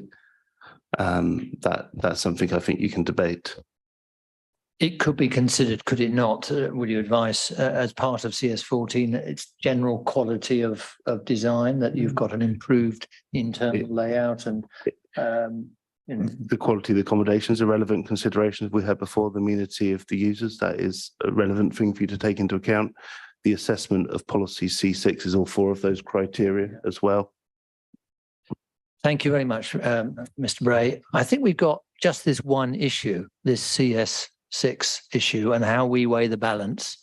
As has been said, there are many positives in the report, and they've been highlighted by the agent. So can I have somebody hinting at where we might go, and then as soon as possible, because I don't think there's much else to discuss, we could move to perhaps a proposal. Councillor Codling. Yeah, I'm uncomfortable with it and tending to agree with the officers on this, that actually, when you look at the pictures of what they're proposing, you hardly see a drop in a ridge line, hence the subservience not happening. When we look at the previous one, it was obvious it was subservient to the building, to the original building. This, I'm just uncomfortable with that. And that is obviously the point that we're here discussing, isn't it? Is how subservient it needs to be. Because it is going to be a very big house when it's finished. So sorry, I'm wrong. Can anybody else help us move? Yes, Councillor Williston, you were here. You know about the other property, the very large one in West Woodhay that was referred to. I know only too well. Yes. I had to say I'm erring against the officer's recommendation for a number of reasons. Firstly, I do think the staircase is an important issue. Secondly, the particular needs of the family for the father-in-law. And thirdly, because I think the general appearance that's being produced is a significant upgrade on what we've got at the moment. And I think CS6, I appreciate we have to follow it, but I don't think it's that significant an increase compared to what's there already. I think if I'm right in saying we're looking at not just what is the existing now, but where we started before that. That's where a percentage comes in, but percentages are not policy. Subservience and quality of design and what we've got. It's the balance of those, I think. Chairman, this may be a bit too late to ask, but the doorways, are they built, are they sort of the size for wheelchairs? I'm just wondering that one of the considerations we've been asked to look at is actually the fact that it's going to accommodate somebody that's actually disabled. And I'm looking at the doorways and they don't look to be disabled compliant. So I'm wondering whether that actually would help, you know. It may be something too late for that question, I don't know. Ordinarily, that would be a matter for building regulations. I'm not aware of it being specifically proposed in that as being suitable, but yeah, that would ordinarily be a building it's control just that matter. the applicant actually said that one of the reasons they were. I think the applicant would be very embarrassed if they probably couldn't eventually get a wheelchair through there. But they wouldn't need. I don't think they need planning consent to widen the door in that case. Situation. Thank you. No, they wouldn't need planning permission to change the doorway either. Members, have we got somebody that can be bold and propose? I mean, you can just, let's move it on. Yes, Councillor Clark. I'm willing to propose that we should support this application. It seems like great in terms of the applicant's aspirations for looking after family, you know, is something we should encourage. And the subservience question seems to me to be a qualitative decision largely, and the appearance of the building is very pleasant to me. So are you proposing that we refuse the application contrary to officer's recommendation? No, do we need a reason? Sorry, if I misunderstood, you want to approve it. Correct. Subject to conditions, which we can probably discuss in a minute, on the grounds of, so the applicant's sort of personal situation is not really planning related, on the grounds you think it is subservient. I do not know. Sorry, hang on. I like the application. I think we should support it against the officer's recommendation for refusal. Because you don't think it is substantially subservient. Is that all? Any seconder to that? Councillor Wollaston, or yeah, okay. I think we should add, wouldn't you, Mr. Stray, that we also think there is an improvement in the quality of design. And I would hope that you will be saying this is a balanced judgment that would not require reference up. No, Chairman, there's no intention to reference DPC. It's a matter of judgment interpreting that policy. So I've got no problems if there's no concerns, if it's decided that. You're not going to be upset and angry with us if we all vote. No, we are here to help you either way you choose. I'm happy to suggest some conditions. Thank you, please do. Thank you. It would be commencement within 3 years standard, to comply with the approved plans. Materials are specified on the application forms, and an ecology method and a condition to comply with the ecological method statement that's contained within the ecology report that's been provided. Certainly am. Thank you. Right. But we haven't voted yet. All those in favour of that, please show your hands. Any against? Abstentions? Okay, I think that is carried.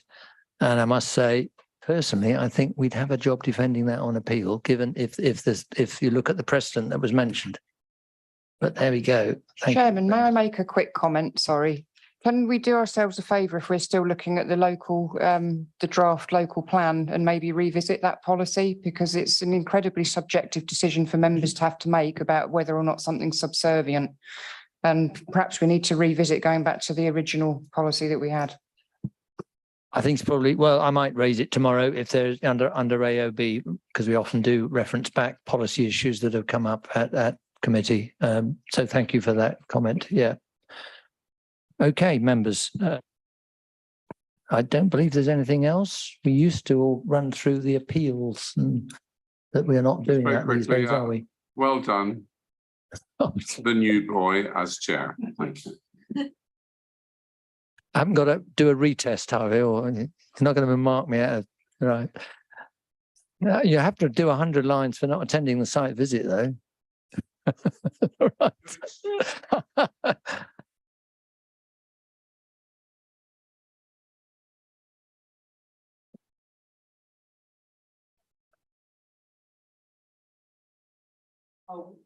It's done.